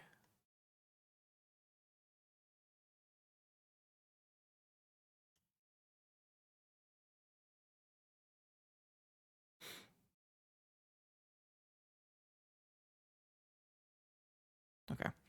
So we did just go Vault Key here with Force Fluster backup, which is pretty impressive from this spot, but what a wild game. I don't know exactly what happened. This matchup is atrocious for Oath. I think pretty much every matchup in the metagame is atrocious for Oath. Maybe Oath's good against Raker Shops. Yeah, it's probably good against Raker Shops, especially if you have the Angels on the board. But like, Maybe not. If you don't have the angels on the board, is it still good against Raker Shops? Might still be okay. I don't know. So there's actually a result from yesterday's Thursday challenge where I went 4-2 with Oath, but it was the fakest 4-2 of all time. I didn't mean to register Oath. Magic Online just submitted Oath for me, even though I wanted to submit this deck. And I like won a round by my opponent DCing, won a round by my opponent lagging out, won a round by my opponent conceding after game 1, and then won a round by my opponent misclicking on a Force of Vigor, and won a round by my opponent playing a frog into my Oath of Druids. So it was like a wild showing. I think one of those was combined with one of the other ones, but anyways. So if my opponent keeps in show and tell against me, should we get him with the portal? I'm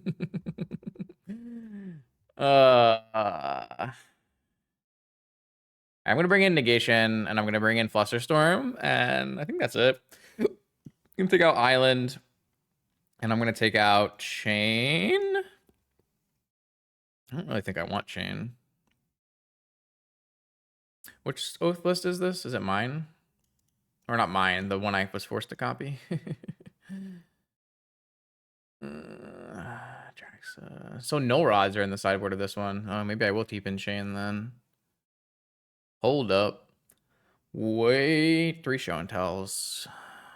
Karn actually seems perfectly okay here. I do like Dress Down in general. Probe, Negation, Yogg. Maybe the Snapcaster Mage can go. I don't think the Snapcaster Mage is that bad. Maybe I'll just take the Mentor out. I don't even think the Mentor is that bad. The one that's like a Platinum Angel that's white. I don't know the name. Herald of the New Dawn. Is that what it is? Might be it. It's from Foundations. Oh, hey, Bolas' Citadel in my opening hand yet again.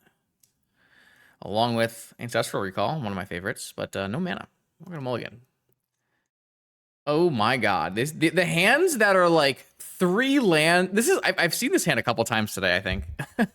3 lands, stock up, Karn Opal is like, good god, please help mulligan.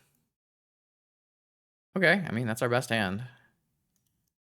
I'm gonna get rid of a key, and I'm going to get rid of a. Oh boy. Maybe I get rid of a key, and I get rid of a.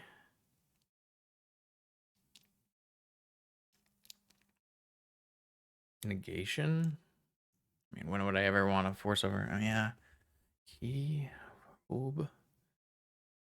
Herald of the Eternal Dawn? Sounds right. I'm gonna try this, I guess. I do want to still have like a proactive game plan. Like, yes, I want to be able to force their broken card. But I also still need to feel like I have a way of like coming back in this game. So I feel like if I keep too many counter spells, it's bad for me. But I'm not sure. Oh, what up? Hope you had a fun time playing the challenge today. Thanks for the raid. Turn 1 Oath with Orchard at force backup. Say it ain't so.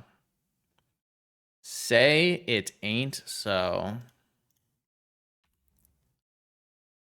Oh, it ain't so. That's nice.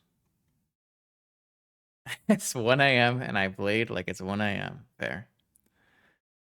Fair.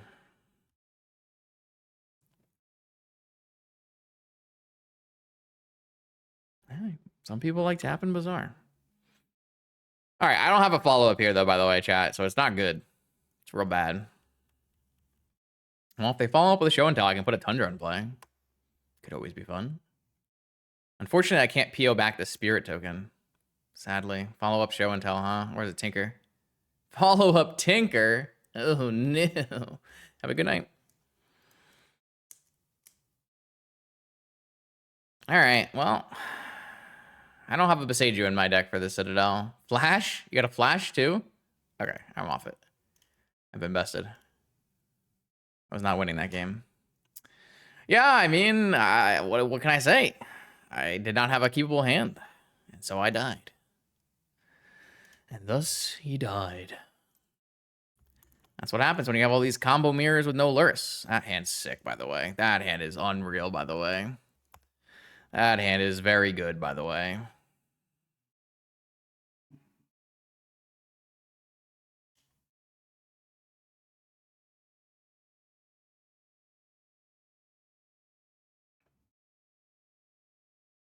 Yep. Oh, I hate that for me, man. I hate that for me. I hate that for me so much. I hate that for me.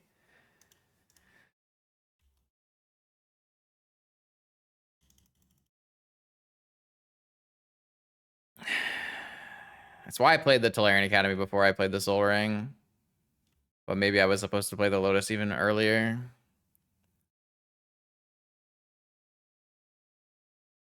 Are they just going to negate it now? Okay. Well, they thought it was really important, so they went and forced it, but that's okay. This actually works out really well for me. Unless I have to negate their turn 1 play, in which case it's not great for me.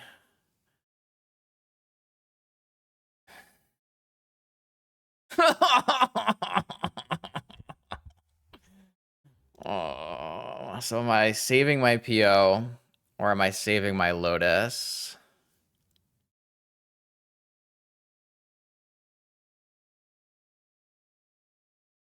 That's a good 7. Yeah. They have a good 7 too. True. What am I saving here? Am I saving negation or am I saving PO?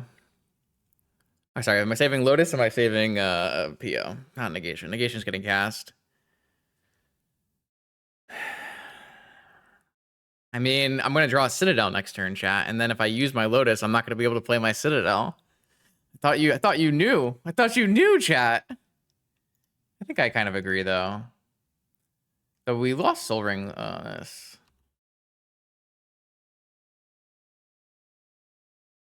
Oh, that's pretty good, huh? Divination. Okay, now I need a black source. I can hit a land drop here, technically, so I should probably spin.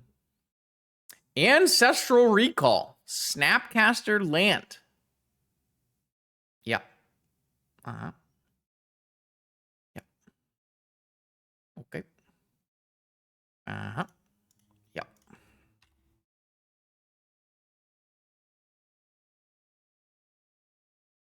This is a good-looking Yogwill.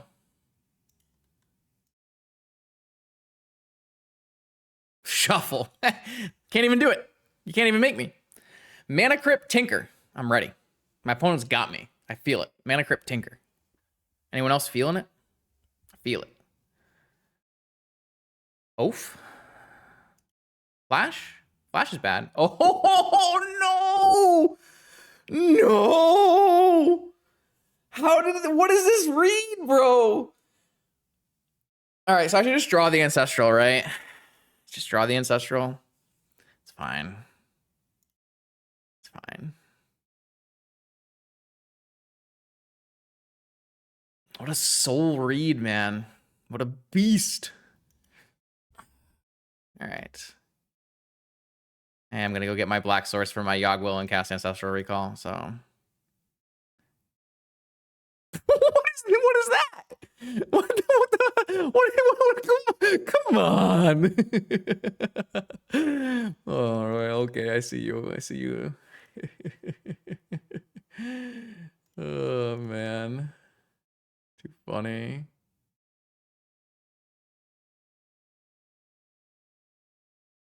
Ugh.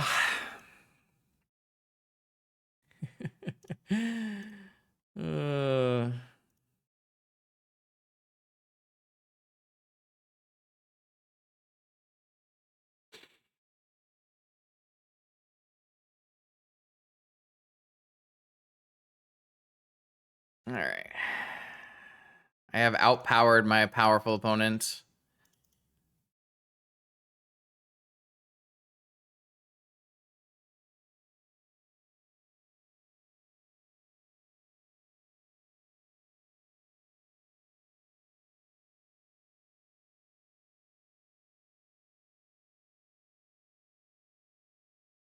Oh, I was thinking I could Sphinx here, but I can't Sphinx here. Sadly.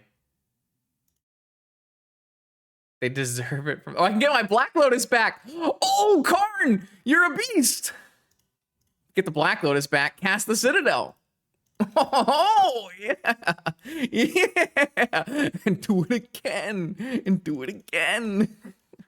At least I'm having fun now. That was pretty sweet. Karn, bring back my Black Lotus from exile. Oh, I have the full set of jewelry. That's always fun.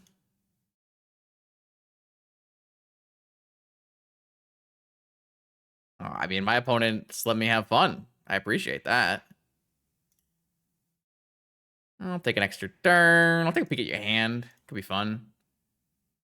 What was our hand? Orchard Oath. They could have gone Orchard Oath instead of Besiju, right? That's certainly a choice you could have made here. How should we kill our opponent? Let's vamp. Oh, I don't have a mentor in my deck. I guess I'm gonna have to Karn for a... Should I kill them with a Snapcaster Mage? No, I wanna do something fun. I wanna have a good time. I wanna GG's. GG's. They said I've had enough. Okay, fair enough. I'll get the Saga.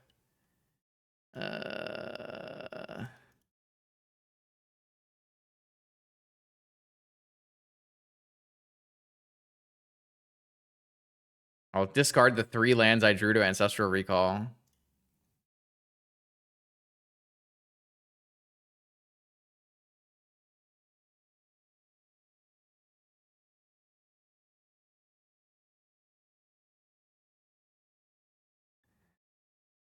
All right, I'm getting the Sphinx chat.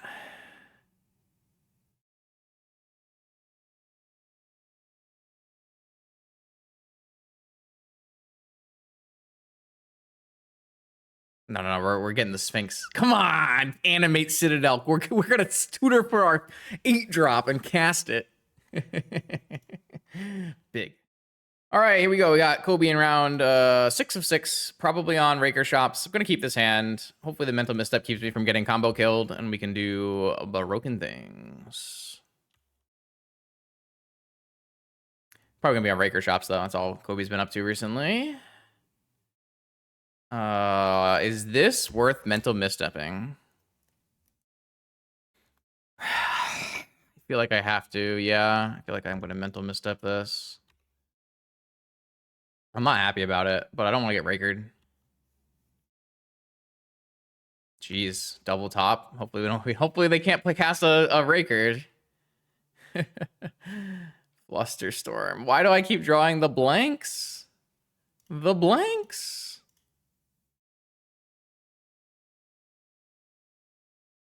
This is my big problem with having a bunch of Flusterstorms in the main. They're not good against Raker Shops, which is why I only had 1 Fluster in the main of my Lurrus PO deck. But I put 2 in the main here. I mean, they're just 1 Grim Monolith away from Raker, right? I just feel like I'm supposed to counter this. Does anyone in chat feel differently? Like, am I supposed to... They didn't spin, right? They just blind drew. Maybe they have a patchwork or something. Try to find an artifact. Oh, they found a city. 5 mana? Ring? 2 mana? Spin top. Spin top plus ring. Mentor not very good against ring, huh? Maybe I'll draw PO. PO, stock up, Tinker, not Tinker. Oh, no, PO, stock up, Tinker, not DT. PO, stock up, Tinker. The fact that I have a Tundra here, it's pretty funny. What is this? I mean, if they find like a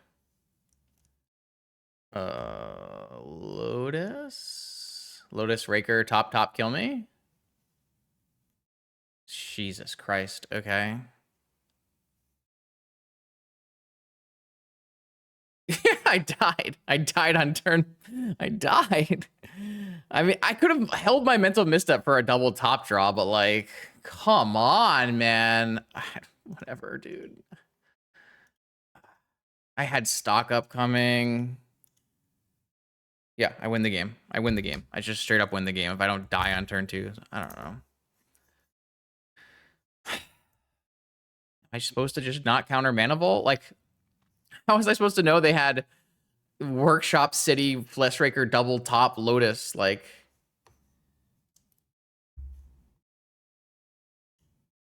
yeah, but like my opponents are drawing the craziest like top 1% Flesh Raker draws. Am I unreasonable in thinking that's the case?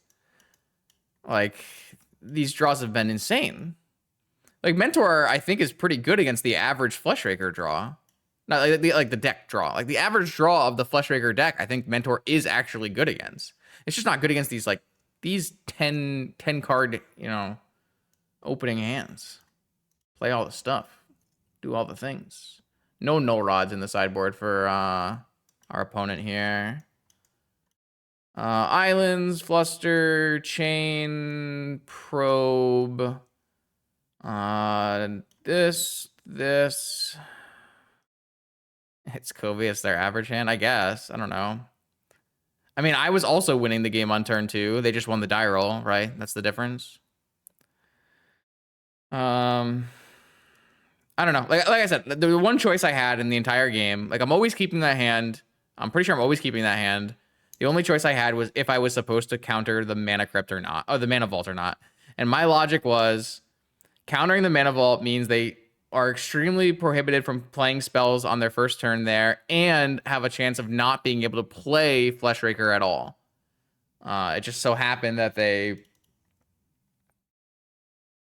had ways. But like I think the justification behind Mana Mental Mystic Mana Vault is like totally reasonable, right? What else was I taking out in this matchup chat? Lorien revealed, Brainstorm. I can't figure it out.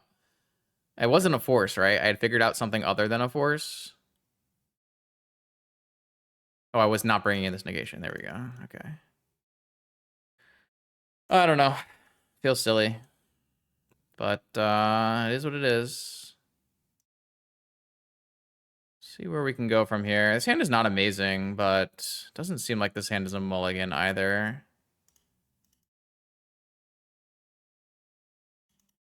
Yeah, maybe that's true. I mean, maybe they have the Flesh Raker and they just turn 1 me, or like I counter the Sensei stop, but then they kill me with the Forge second. Maybe the second tap doesn't matter because of the Forge. Yeah, I guess that's fair. I'm in a bad spot here. Definitely not in a good spot here. I've drawn too much lands again. I only have 13 lands in my deck, but I've been having some problems with mana in this deck, seems. Yeah, I mean, I don't think I was breaking ring in anyways, but I just feel like I don't know. Maybe I'm not supposed to mulligan my hand, right? I feel like my hand's pretty good. Hopefully this is a Scrawling Crawler. I'm gonna let this Flesh Raker resolve. I think I need this PO to win this game. I don't have a Surveil land. Gonna fetch a thin Mox. Okay. No Mindbreak Trap. This is the second spell. Wow. Okay.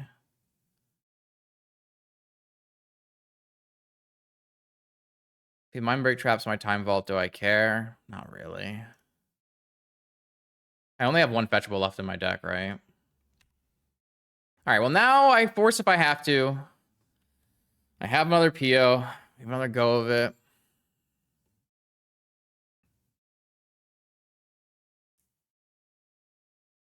But I'm in trouble.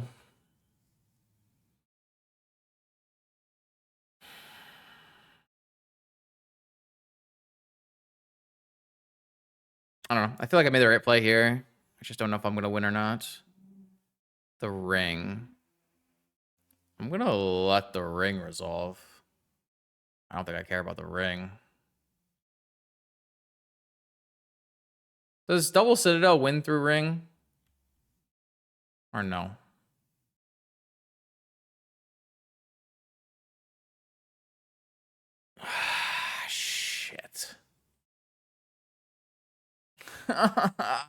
Maybe I just need to counter the ring. I'm gonna let this go. I'm gonna try to win on my turn. It doesn't kill me, I'm not countering it.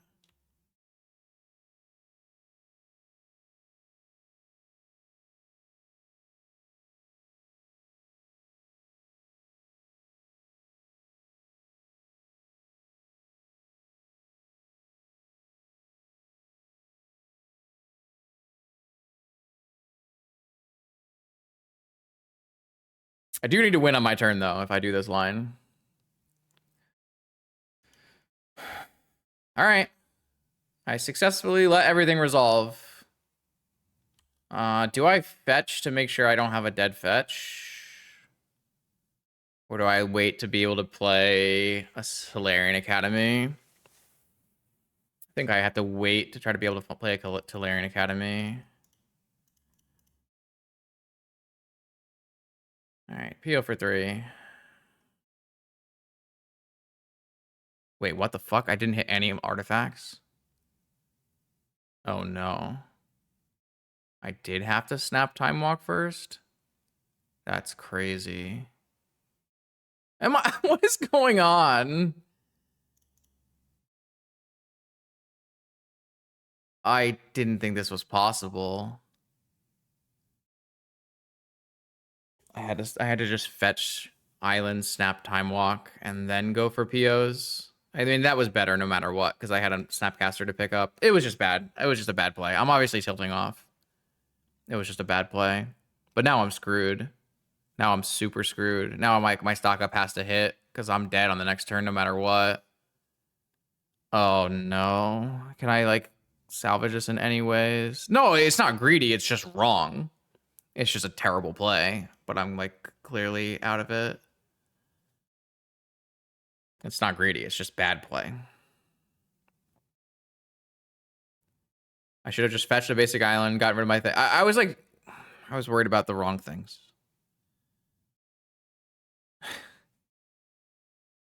All right, well, I need to hit really well off of this stock up, I guess. I can theoretically hit a needle as well. I can hit Lotus. Lotus is good. I can hit Mana Crypt Mox. I guess I'd have to hit exactly Sapphire, though. I hit no artifacts.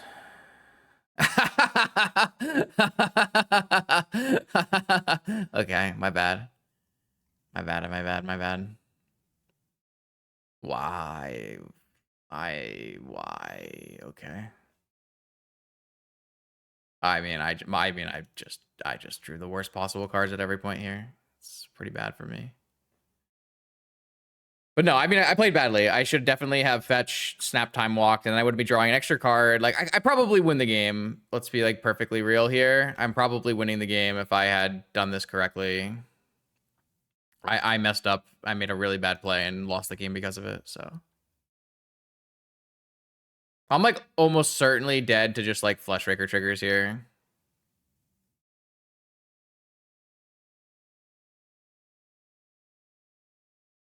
Like, I can't even let this resolve, so.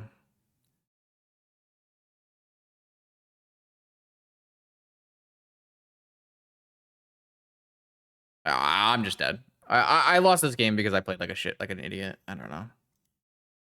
Which game was this? Game 2? Game 3? Game 2? Yeah. I didn't recover from the tilt.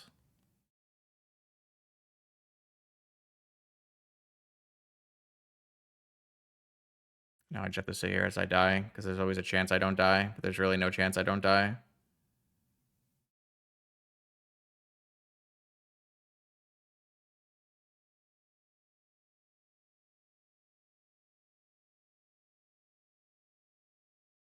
Okay.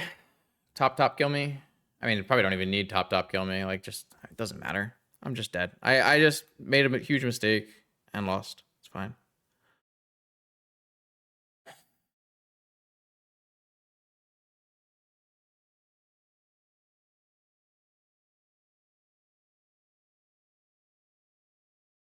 Like, it is bad variance, but bad variance doesn't excuse, like, the absolutely 100% better play, right? So yeah, they found double top. All right, whatever. I go to bed. I just don't like. I don't know. I went halfway through my deck and I found two Moxes. It's fine. All right.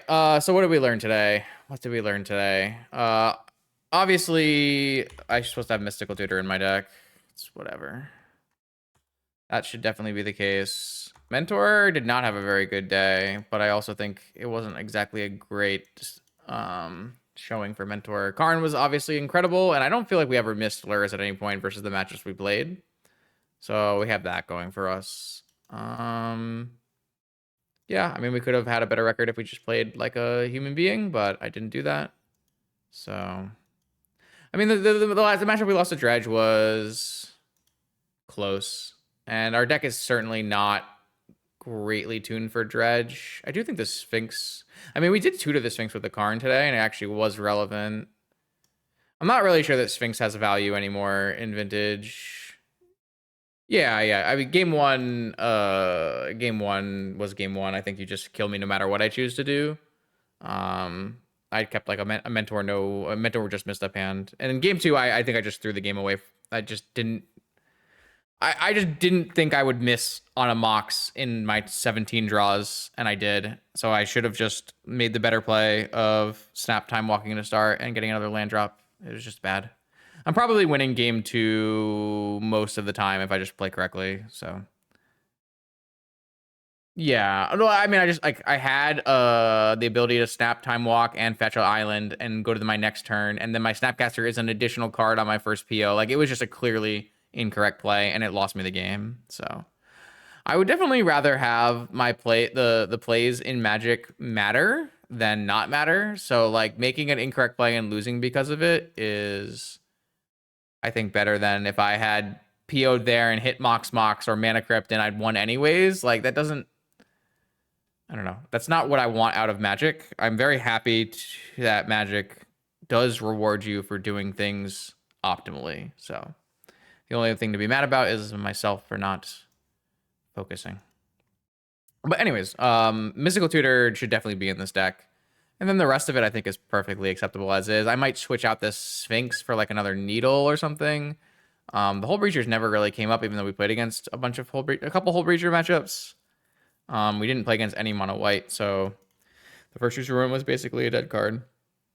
I don't really feel like this set of games proved whether you should be on Lurrus or not, but it definitely did help influence me on just how good Karn is. It didn't feel like Mentor was a reason not to be playing Lurrus, but it certainly felt like Karn was a reason not to be playing Lurrus. Tinker, I don't even think I had a great Tinker set of games. Like we played 6 rounds. Like how often was Tinker good?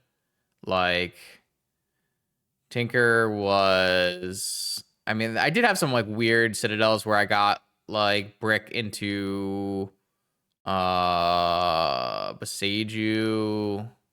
Like, we definitely won some games with Tinker Citadel, but they weren't like,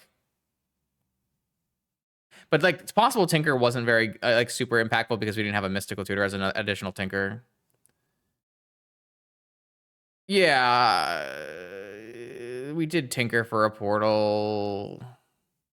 No, we actually had to Tinker for a portal in one of our matches. We were like underneath a lodestone. That was like kind of annoying. It would be pretty hard to go underneath that lodestone. I just cut a Lorien revealed. Yeah, I still, so like I look at this and I think about this and I still don't see myself registering this next weekend for the showcase over the Lurrus PO deck. Like, I don't think Karn is good enough to justify making our deck. It's like, is Karn Tinker Citadel good enough? I mean, Tinker Citadel Karn is, if the field is 20%, 30% Raker, maybe it is. I don't think the field is going to be dominated by stock up is the thing. And I could be wrong about that, but it doesn't feel like the field is going to be dominated by stock up decks. It feels like, oh, I definitely would not play this. I would not play Beseech over this. I would never do that. I'm not putting Dark Rituals and Beseeches in my deck if I'm trying to win the game. Like, I'm sure that the Beseech deck is stronger versus Raker and like is technically more powerful deck or something, but like that deck wants more blue cards. That deck is very, very hit or miss. I don't think I would ever play the Beseech deck if I was trying to win the tournament. Yeah, I mean, that's the thing. Like, sure, this deck is better against Raker because you have Tinker and Karn, but like, you're already good against Raker with Lurrus PO anyways. And that's my feeling on the matchup anyway. But it's not as good. Like, if you had to put random numbers, like, I would say this deck is 60% to win against Raker, whereas the Lurrus PO deck is 55% or something, right? Like, I wouldn't put it as like an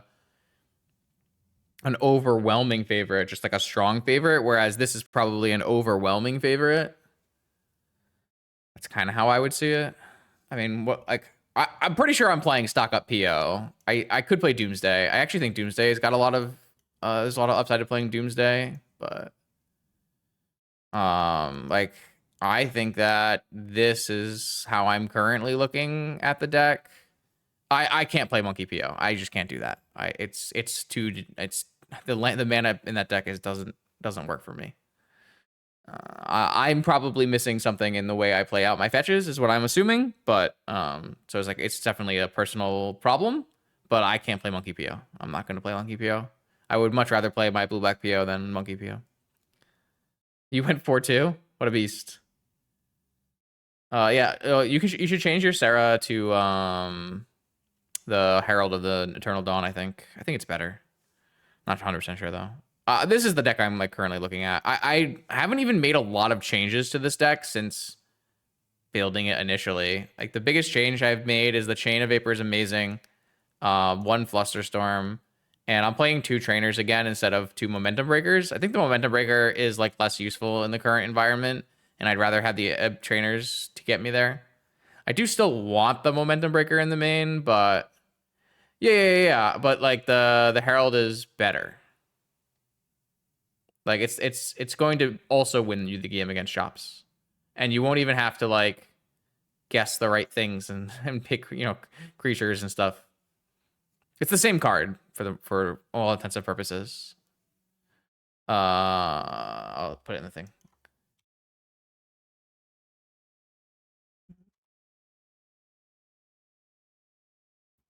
At least I think so. Like there are technically there are technically pros and cons. There are technically pros and cons. I don't think it's always better than Sarah's Emissary, but I think it's better enough. At least that's what a 2-star told me as well, and I trust him to have put a lot of thought into it. So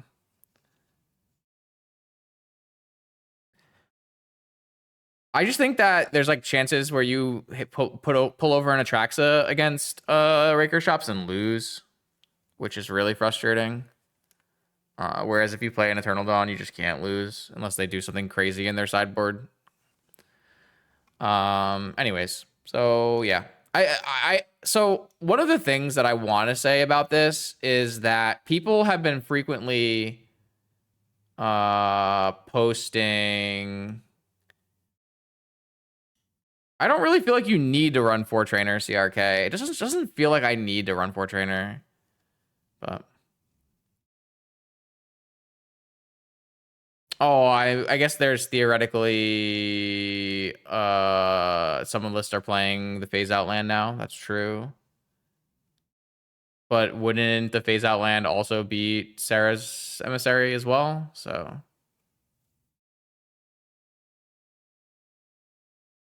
I don't think all those lists are running a phase out land, are they? Or maybe they are now. What was I talking about? I think the one thing I really wanted to say is that people have been talking that they're about Lurrus, like you can't choose not to register Lurrus and have it be correct.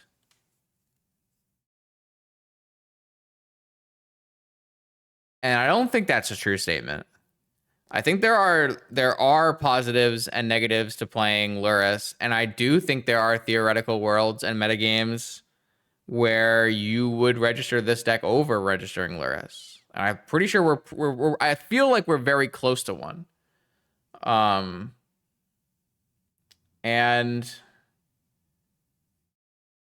Lurrus as a card isn't really a defining card except for the control deck, really. Like, Lurrus is an additional tool. If you took away Lurrus, there's still going to be a Breach deck. If you took away Lurrus, there's still going to be a PO deck. If you took away Lurrus, there's still going to be a Deathrite Shaman deck. And honestly, it's probably likely that there's still be a control deck if you took away Lurrus. Lurrus is not what makes those decks happen. It's just one of the best ways to support what's happening in those decks. That's my final thought on that one. I'm gonna end this video here. I just rambled for like 10 minutes on about nothing, but I did calm down a lot, so that's nice. Sorry, I guess anyone who finished to the end of this video and wanted to see me play well. Obviously, I threw that last game, but that happens after 6 rounds of Magic. Sometimes you throw it back. Yes, next weekend is the showcase, so I will be trying hard and prepping for that event, and hopefully we can come out with a nice top 8 so I don't have to play in LCQs. If I miss top 8 of the showcase, then I will play in as many LCQs as I possibly can. I have an additional 120, so additional 3 LCQs available, so I'll do my best. I want to qualify for the showcase qualifier if I can help it, and I'll do my best to do so. More Magic content coming on this YouTube channel every Monday, Wednesday, and Friday. I'll see you then.